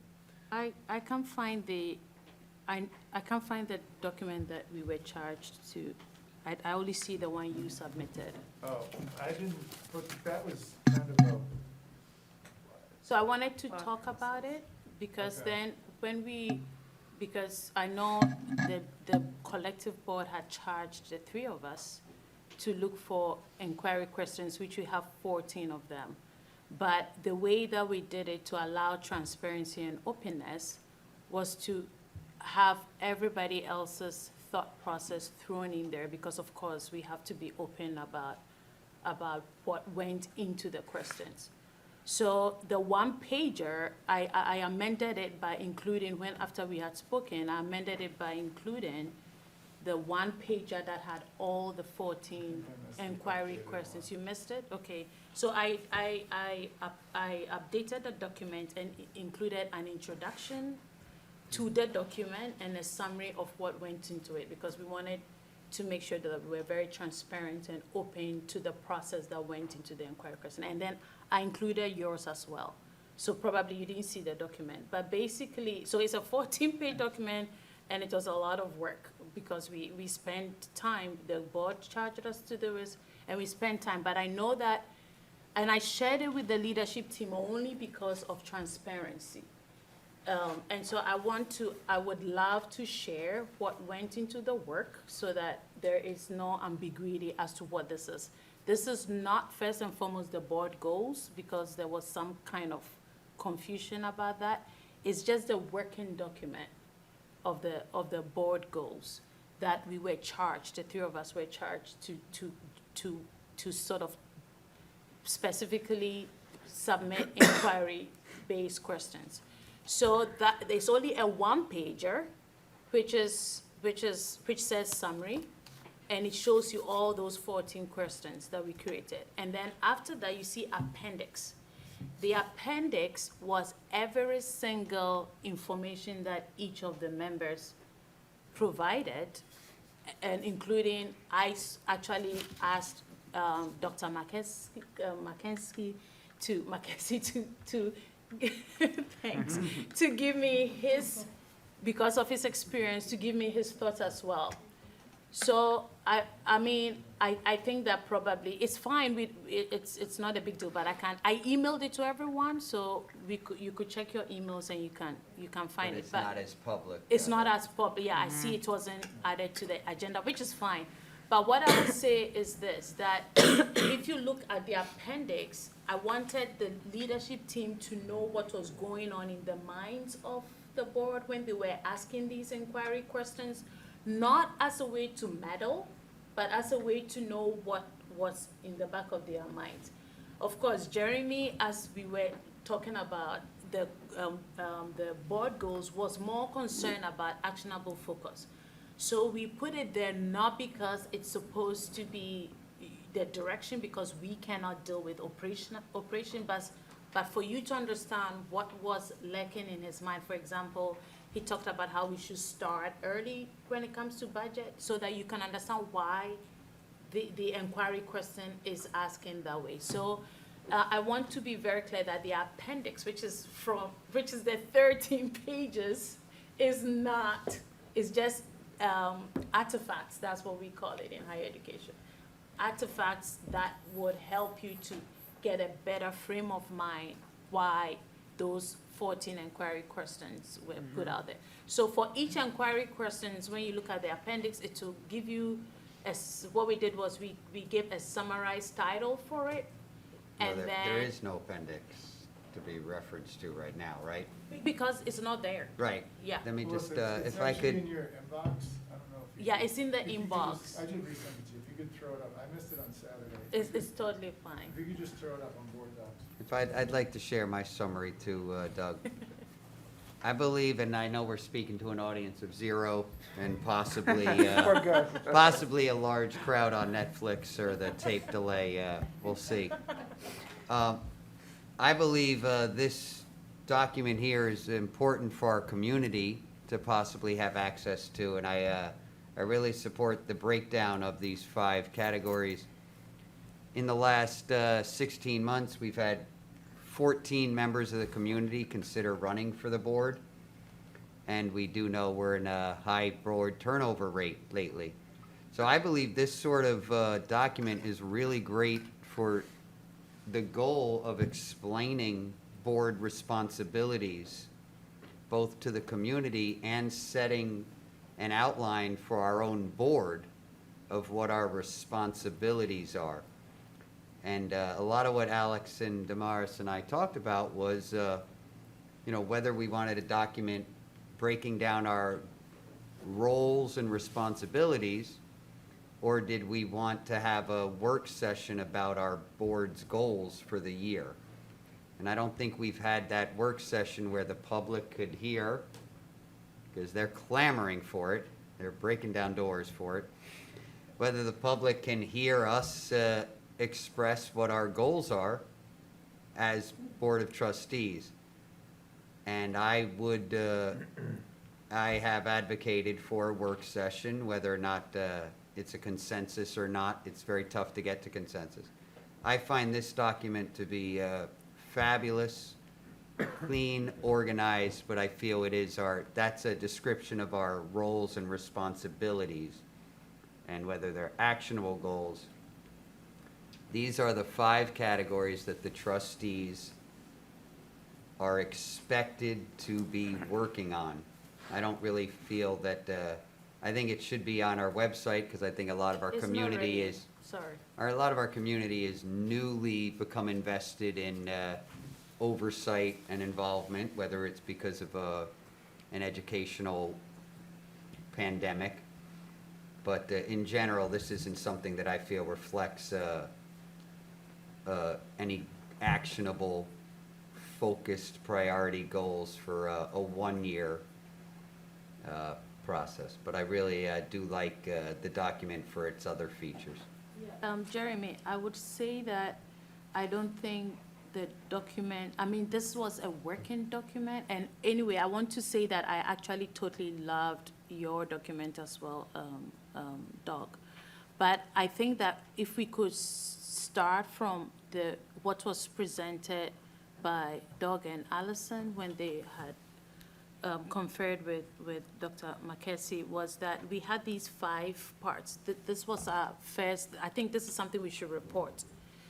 The first report that I would say with the board goals when we were charged to talk about it was we had 5, which was curriculum, instruction and assessment, physical fiscal and budget, and then facilities management, and then the other two was superintendent, superintendent leadership, which we thought we should scratch that and use, and discuss whether we should rather say board process, because we felt like we have to establish the board process for us to be able to navigate, and so that the superintendent leadership is, still saying student, remember? Yeah. The superintendent leadership will be under one of the board process. That's what we thought. This is just a suggestion. And then, instead of just community engagement, we all know that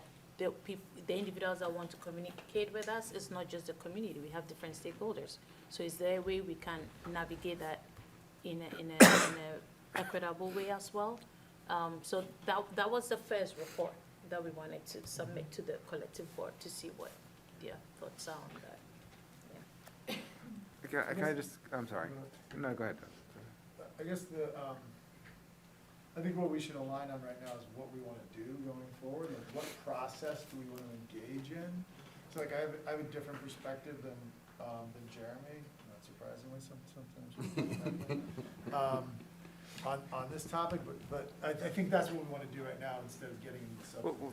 What would your suggestion be? 'Cause that's I mean, so my thought on it is, our board meetings are an opportunity to get to the heart of what we're trying to accomplish together, that it's almost this, if we spend a lot of cycles getting together to talk about what we want to achieve, it's almost like trying to jam our board meetings into a process to figure out what we're trying to achieve. There's a certain MC Escherness to it. And, so I think that whatever comes out of us getting together for multiple more hours is going to be also tough for all of us to align on, which is then going to try to just mimic us having more board meetings together, which is why I try to take it up a level to essentially say, because I think one of the things we did was we really tried to work on what is the schedule of discussions that, we would have some of those kind of detailed conversations. We could have one, Jeremy raised one around budget and finance. You could have one around facilities. You could have one around curriculum. And we could be in very long conversations about what goal do we want to align on as it pertains to driving forward on curriculum right now. And then all of a sudden, we're like diving too far down into the minutia. We're getting too far.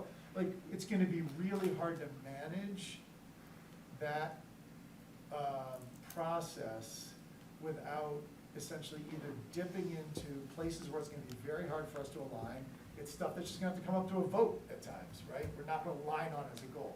Or we're going to dive too far down into administrative tasks, and we're really kind of too far out of it's going to be hard to manage all of that in a dialogic process. So my vote is, let's not do it. I have an idea. I don't, so the idea I have is that at the end of the day, I think by now, all of us know that the role of the board is input and outcomes. The working document was purely, and Melissa just forwarded it to you, okay, was purely, the actionable focus was because when we were talking out, the individuals wanted to start from where their head is, why they're asking the question, so that it becomes more transparent. So what I would suggest is, right now we've submitted the questions. There is the 5 goals that we've sort of agreed we should look at 5 goals, right? It has to do with whether 2 of them we are going to change the name or not. So we finished that part.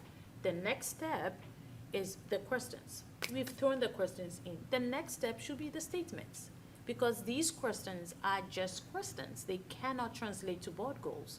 Board goals must be statements that are philosophical, looking at just the input and outcomes, and we have to now look at all these questions to navigate how we can translate them to statements, which you have started to do in the document that you shared.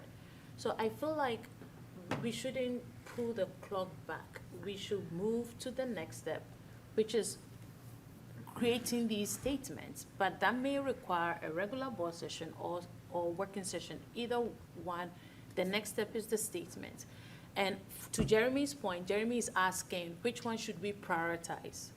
If it's a budget, so be it. I will follow with that, but I feel like I don't want us to jump back into semantics where that's why we were charged to begin with, right? So I think we've moved past that zone of inquiry-based questions. We've submitted 14 of them. The next step is statements. How do we make those statements? And if Jeremy wants to focus on fiscal and budget, I'm okay with it. As a priority, fine. But at the end of the day, the others would be done as well. So whether regular board meeting or work session is fine by me. So that's what I will say. Can I ask a question, just Doug, what you're talking about, do you feel like something like the North Star is not achievable as a objective? Is that what concerns you? No, I mean, that's on there, but it's on there as a process. It's not on there as the North Star. It's on there as our goal is to engage in a process. So our goal, hopefully we can get to the North Star, right? But the goal is that we start the process. The goal, and I personally believe that's a very important, goal. Can I just, because, we can get so lost, I try to sort of focus on And that might be splitting hairs. Maybe No, the right. North Star is the goal, right? So, No, but I try to figure, okay, where does this thing live? Because if we know what form it takes in a concrete way, we can kind of work our way back a bit. And, I've just been noting to some of us that I've seen districts that have sort of a mission statement built into their sort of curricular policy. It's kind of just stuck in there. In our book, it's not there. That we have a whole section in our policy book, which we mentioned 000, which is philosophy, goals, and values. It just has a little bit of boilerplate in it. It doesn't really have any philosophy, goals, or values. We have policy 4200 or 4220, which are curricular oriented. So I think there is space for things to live in that we don't have to sort of rewrite the process from the beginning. So, if we're trying to decide on are we trying to decide on what is a concrete step that we could take? Is that where we're at? I think that's a dialogue, right? That's a. I think, part of these. That's what we have to talk about, right? So to me, some of these things some of the things are handled quite naturally, like with facilities and operational oversight. And I agree with Jeremy's sort of overarching view that a document like this, which I like, creates the sort of space that goals can live within. Whether they're long-term goals or yearly goals, this sort of defines what the board does, which I think is very useful. Some of these things, some of the doing of the board is handled simply by having meetings and making sure that we have these sort of regular updates, either things that are programmed for each meeting or these one-offs that we do. And then there are these things that are already driven by policies, like 4200, and there are things like North Star, which have there's no policy or no place to live. So it's there are different things that are stuck together. So, my feeling would be like, we assess, sort of the next step is what is a concrete step we take within these 5 things? So we've taken some of the steps already, but how do we bring these 5 things up to par? Is that sort of, that would be my outlook. I think so. So how I would interpret that is we adopt them as the goals. They're up there. The next thing is we talk about at each meeting, what's the next step? Great, we've adopted these as the goal now. So how do we find a dialectical process to pursue the North Star? How do we get to a shared point of view or perspective on the fiscal question? That's the meeting of the board, and that's the process of the board. I just don't want to get too lost in defining a set of goals that really is the work of the board week in and week out. Yeah, but, right? Yeah, I'm sorry. Are you talking about those 5 curriculum, blah, blah, blah? Is that what you are calling the goals? Those are essentially the directional goals. The directional goals, Yes. okay. So, we have to now create statements under these, correct? For each of them, is that? If we'd like to, or we could just leave it in the, I mean, you cannot, curriculum assessment and instruction cannot be a goal without having a statement associated with it. No, I think we're So talking about two different things. I though. know, I'm Yeah. just trying to see where we are, because that in itself is what creates a lot of confusion. So because we are throwing goals, and I'm not sure what we are, So my interpretation of that one Okay. is that we have curriculum, our goal is, our job is to do overview and oversight, Correct. right? Our goal is to engage and forward the vision of Hastings' curricular vision in accordance with the schedule that's been laid out at the bottom of that document. And what Right. is that schedule? I It's at see the it, bottom. I know, but how was it generated? Between us at board meetings, Bill brought a copy of it Okay, got it, three or got it, four got it, times, we got it, all got it. discussed it. So that's the part you are referring to, I want to Right. know where you are, okay, so the. So I guess what I'm trying to say is we've kind of been in this process already, and I think we're trying to kind of make it too complicated by getting too far down into the nitty-gritty of parts of it, and trying to create an overarching framework from within which we can actually say, that's our work. Our goals are to actually have detailed conversations around 5, 7, 10 topics we've already said in a structured, meaningful, thoughtful way, and advance the work of the district. Okay, so my clarifying question is this. Those I see as what Jeremy's saying, actionable goals that has these dates aligned. But, and I've also heard that mission goal that we are throwing out there as North Star. Which one are we working on first? That's my question. Are we working? Well, they're in sequence, kind of. I Or would are say. they like, because they are two separate directions, right? You cannot, the philosophical part of it is totally different from the one that comes from this, where it's pinpointed specific. So where are we? I Or, mean, I can share my own, I feel uncomfortable right now because I feel like no, I I'm have a trying to very- understand. having been through this so many years now, I have a Yeah. very clear idea of what should be going on right now, but I Okay. also don't wanna like monopolize the conversation, so. No, I'm trying to Well, clarify, let me that's all. direct it to Wait, other people can I- then. Yeah. Allison or Sylvia, I mean, the other years it says board objectives. Uh-huh. And this is semantics. That's And a lot of confusing. people like to open with, their weeks thing. A lot of people like to open, I'm bad at math. Well, I'm bad at vocabulary, if I'm gonna brag, okay? So this is not a strong suit of mine, semantics here. Correct. But whether or not this is and I think we've had an idea from Bill before, who do you contact, how do you flow through? I see this as so you're thinking about writing to the board type of outline. These are the types of 5 things that we work on. Oh, are you thinking about running for the board? These are the 5 types of things we work on. But is there a difference between objectives and goals? Because number 5 here, select, support, and evaluate a superintendent. I don't believe that's a goal. That Right. is what Right. we If I can do. say, I think I, We named wait, it yeah. objectives, actually. I don't and it even think it's probably should have been objectives. that. I No, mean, you don't have to defend it. I mean, Yeah. just throwing it out for other Right. people if you've seen it other because years. I think I am good at semantics, and I that is my think you- job. I think you are too. So I think that I agree that these aren't goals. To me, these are duties. Like, this is the Yes, job this is a list of responsibility. These are the duties. roles and responsibilities of it. And so we can have a goal underneath each of these roles and responsibilities. So each year, the goal can be different for each of Correct. these roles and I responsibilities. just don't see how The- that But I could think be a that that's goal, how yeah. I'm getting a little bit Well, confused. Thank Let you. me ask something then, just to raise it up another level. The question is, should we have goals, right? Because that has been a topic of conversation many times over the years. And I That's think a it's big conversation. how we got to calling it just objectives for that reason, because we got lost in a goals conversation over and over and over again. I probably just named it goals, and I probably was the person who said it shouldn't be goals, it should be objectives. Yes, probably, we should have left it Good. as objectives. So, for this very reason, because I've been in this wormhole before, I can feel it.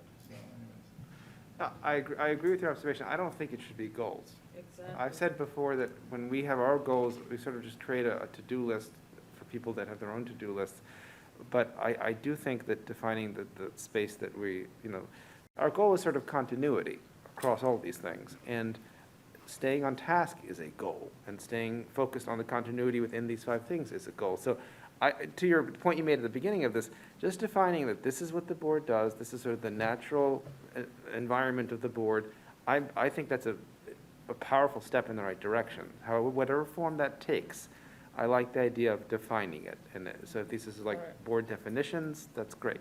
And I now remember, like 3 years ago, when we had this conversation, and I think it was echoed by Bill a couple of weeks ago, when we spoke about it, which was, as soon as, and I can't remember who we were talking about it with, who the super that year was, but it was that once you call it goals, it becomes really hard to disaggregate it from administrative goals. Right. It just gets tied up really quickly, and it becomes a mess. And it always, and whoever was, we were talking about how that kind of happens in every district all the time, and that's, I think, how we landed on objectives. So, let me throw it out there. If we called it objectives, would that work? Or do people still feel as though you want to go down a process of defining goals? I think there's a couple of things that we have to figure out here. I think that one thing that we have to figure out are what are the roles and responsibilities of a board member, right? So I think that this kind of helps define what the roles and responsibilities of a board member. And then, maybe it's just because I'm too much in the corporate world, but it would seem that each year the board would choose 2 things, 3 things that are their goals for the year. So based off of what my roles and responsibilities are, here are the things that I think we should attack for this year. And so that we can look back in June and say, we accomplished this. This was And the something that needed to be done, and this is what we wanted to do. And I think that would change every year. The challenge is what you looked into, and I think, Sylvia, Allison, and Doug have been here before. Corporate boards do have goals. A board of trustees hires administrator, and they execute the goals, So it really, there is a tough semantic thing before we get to what Doug was saying. Do we even have goals? Are we already micromanaging if we even try to say what's a priority I want to focus on this year? Sorry, yep. So here's a question for you. So Melissa, right, is in the process of doing like a K through 12 review, curriculum review, right? So that's believe that's her role, yep. super important work. So it would seem though that she would need to know what are the things that Hastings stands for, so that she could like figure out, okay, I'm directing the curriculum review based on what I know that this stands for. So then the board would be the group that puts together, here's what Hastings wants to achieve. We want to achieve the student of the 21st century, da-da-da. So it's not that Melissa can't do her job without that, but at least it would help give her directional things so that, because you have to make choices, because we only have a certain amount of money. So it'd be like, okay, so then you could refer back to, okay, we know that this is the most important part. This is what the district stands for. So I'll choose B instead of A because B fulfills that need. So like, I think that you have to kind of start from the 30,000-foot view, which is our job, so that everybody else can do the nitty-gritty, which is not our job. Correct. Just to point out that what you're describing, the process you're describing is sort of what's in policy 4200. That I don't know that we perform or not. Right. So it's out there. What policy, 4200? I have to look, I don't. I'm sorry, no, I mean, what is? It's a curricular oversight policy. Curricular oversight, thank you. That's not the actual title. I just meant the topic, Right. thank you. Like, when you But- look at the policy but I do agree 0000, with- where there's nothing in there. No, I do agree with Jeremy's point. I don't think goals are really the right thing. I really, it's sort of, we're trustees, and right in the name, it's sort of, our goal is sort of continuity, right? So I just think if we have a clear point of continuity, what we've come from or where we might be going in the most general sense, that's sort of, that's sort of the goal that defines us. I don't think we need any goals that touch on anybody else. I want to piggyback on what Doreen said. We have our responsibilities as Board of Trustees, set policy and hire the superintendent. That's our responsibility, period. Okay, our job. That Couple is, others. I mean, and of course, we have to give oversight, period. Okay. Now, this whole North Star thing is the input we are willing to give our administrators, not the operational piece of how they should do it, but just the input and the expected outcome of what we hope to see is just expressed to them, and we leave them to navigate and operate that process. Now, what I personally know from what I know is that goals are shaped based on that input and outcome. And they have to be those philosophical terms so that they don't get into the weeds. So they become the goals, and new board members can adopt those goals whether they like it or not, or change it. So when I saw the 5 lists that we got from the curriculum, blah, blah, blah, I saw it as the huge goals that we have to find some North Star statements connected to these 5. That's what I thought, right?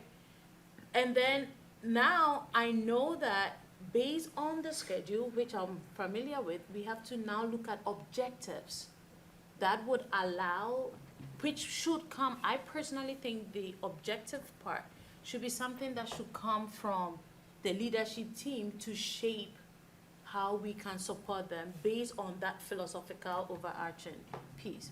So at this point, is it the objectives that we want to do, which is being called goals with semantics, or we want to get to the philosophy of these input outcome statements? I just want to know what we are doing, that's all.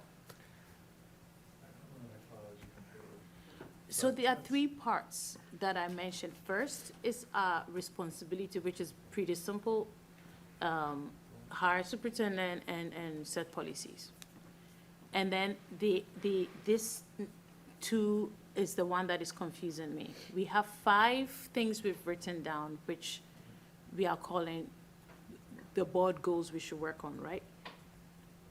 And I'm trying to decipher between the philosophical goal of a North Star, which Doreen referred to, like, okay, if Melissa is doing her work, what North Star is she going to look at for her to be able to know that she's in line with that kind of overarching information regarding the goal of curriculum, instruction, and assessment, right? So that North Star, so all these 5 things that were listed, I'm seeing that we should get North Stars for all of them, period, right? And we may or may not do that. Then, over the years, which some of us may or may not be here, we can now, based on the leadership of the superintendent, say that, from what I'm seeing, I think that we need to focus on budget. So and the superintendent and the team will shape us onto the objectives of what they feel can really help them. So my direct question is, are we talking about that kind of objective, or we are talking about the philosophical North Star goals? And it's a very, either or, it's okay with me. I just want to know what it is that we want to do, that's all. If I can jump in, I don't want to monopolize the time, but I feel like defining continuity of process that the board does it would be a huge accomplishment, because I feel like we all highly value the continuity that exists in the district, whether it's administrators, whether it's teachers. You get the best fruit from a tree you planted, 20 years after you plant it. Like, we value continuity, and I think that, to me, it seems only logical that the district values a certain continuity from the board, which means not tons of goals that change every year, which means not a different focus, every year. So, to Jeremy's initial point, I think that to the extent that this can define a process of continuity, the things we talk about, the schedule in which we talk about them, the policies within which they live, that would be a huge accomplishment, because I think it's a goal for all of us who are on the board, who will be on the board, to be joining something that's already in motion, and not to feel like every year we're, as you've expressed before, that every year we're starting at zero and trying to hash things out again. So I think it's a modest goal, but let's get to some process of continuity, and that would be a fantastic accomplishment in my eyes, so. Let's just go around and see what everyone wants to do as the next step. I guess I would change goals to objectives, because that sounds more amenable to everyone. I think what's written here does encompass everything that people have thrown out, so I don't see a need to change that. And this originated from the leadership team's goals for the year. So we did take our Good cue point. from their meetings, and that helped us form areas to look at throughout the year, which is what's been lined up below. So, and there are a few very specific agenda items or objectives, which I think do make sense, and, they are objectives / goals, but, we have an interim superintendent, we're looking for a permanent superintendent, that's labeled there, we all have mentioned North Star, that's there, so I would just vote to keep this and change the word to objectives. Yeah, I guess, I appreciate the work that all of you guys have done in the respective documents that have been drawn up. But in terms of the conversation that I've heard, I have to say that I'm a very concrete person. So sometimes I kind of get frankly confused by the theoretical and the philosophical conversations that we have about, what it is that we want to accomplish. And to me, it's easier to understand what I see laid out in these goals, because I do think that they actually emanate from what our leadership team, who is in the day in and day out work of implementing what needs to happen into our school. It feels natural to me that whatever goals or objectives or whatever word we want to attach to this should flow from their expertise, because I don't know that any of us possess the wealth of knowledge that they do. And so it makes sense to me that we would act, because when we, even the concept of North Star seems very vague to me, like what does that actually concretely mean? And so I don't know how much, if we were to have further meetings on this topic, fleshing this out, I'm concerned that we're going to spend so much time talking about it and not actually immersing ourselves in the actual work that needs to be done to make the changes that are realistic to be acted upon over the scope of this year. And I certainly think that there is a place for it to be, even just laid out what the roles and responsibilities of a trustee are, because I think that that's oftentimes, for anybody who's outside of the BOE system, it's just simply vague. And I think that that's in and of itself, yes, we approve budgets, we hire a superintendent, we, we're at the policy level. I think that there's certainly a place for that, but I think the more that we continue on with these very elaborate conversations and discussions about each of what I think are actionable goals, as I see them, these that have been laid out in this document, I do think that we're not getting things done. So my vote would be that to proceed with the document as I see it laid before me by Doug. Those are my thoughts. I agree with both Allison and Sylvia, but I just need to point out that the part, though, that is completely philosophical is investigate and identify a dialectical process for setting and striving for Hastings-on-Hudson USFD North Star. Can I just That clarify will actually be what that a means, though? giant, Can I just clarify what that Yeah. means? It's like, we didn't put it in here, finally set up and engage in a proper strategic planning process. That's what we didn't put in here. It's highfalutin language for this idea of get out there in the community, whether we hire another firm to do it or whether we do it ourselves, do surveys, do focus groups, town halls, so that when we say we're gonna put a budget forth that has X amount of extra dollars, or we're gonna invest here and not there, it has grounding in 600, 700, 800 people who've come out and actually said, here's what I want education to be about in Hastings. So that is not just some, let's all get together and look at each other's belly buttons and talk. That's, let's engage in real community engagement about what we want education to be in Hastings. That's what that bullet's about. It's a process. It's not us just chatting. But it Can I still ask a- requires us to talk about what would be included in a survey and what's important, like, it's Well, still, there's still yeah, that part of but it like there. that's We're like- not just, there's you don't just firms- send out like an but- open letter that says, tell me what you want I'm sorry that I'm education to getting look like. frustrated in this, like, Yeah. I feel like this is deja vu all over again, and it's probably like an indication I shouldn't be on the board a lot longer. I gotta be honest with you here. I really wanna be straight about this, because, you know, we have to decide, do we want to engage the public in a dialogue about what we want education to be about in this town? We've not done that before. We sit here and we think we know what it is because we have conversations at Food Town with the 20 people that showed up at our house. We're crystal clear on it because we know this group and not that group. But the reality is, we don't know what we really want from this town. We've not made those decisions. We've not made the hard trade-offs that say, this, not that, when that really does have 32% of people who want it. Because this has more than that, right? There's these hard trade-offs when you do this stuff. We've not done that hard work. We've tried to do that hard work. I engaged in the fall of 2016 with Montesano. I think we need a work session. We did because all this that will stuff, be right? So important. that one goal, maybe we might need a work session Yep. for. I- But let me pull back and just, I I can't be in this conversation. for Yeah, 6 I years in think, a row, I is think what we I'm need a saying. work session because this is what I see. Probably Allison and Sylvia, and the three of you have been here. You understand these statements, right? Some of us may not. We need, what was in your minds when you made those statements? We need to know, like, our working document spilled out what was in our minds so that everybody would know. So you have a clear understanding of it. What you don't know, you don't know. Can I- So let me finish, please. So what I'm asking is that I don't think, I will vote yea right now if there is that clarity. I'm not married to anything. I'm just trying to understand some statements have been made that you may have clear understanding of what it is because you've been here.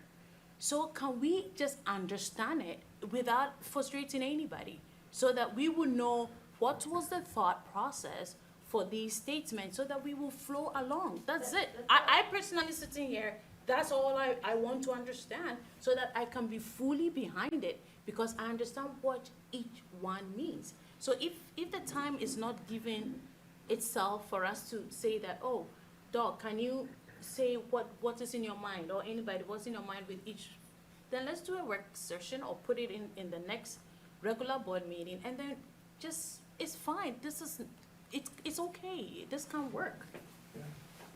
Can I just to Doug's point, for me, I look at it as sort of I don't look at it as a thing where we're sort of, we reach out to the town and sort of take a vote and you know, court all that potential controversy.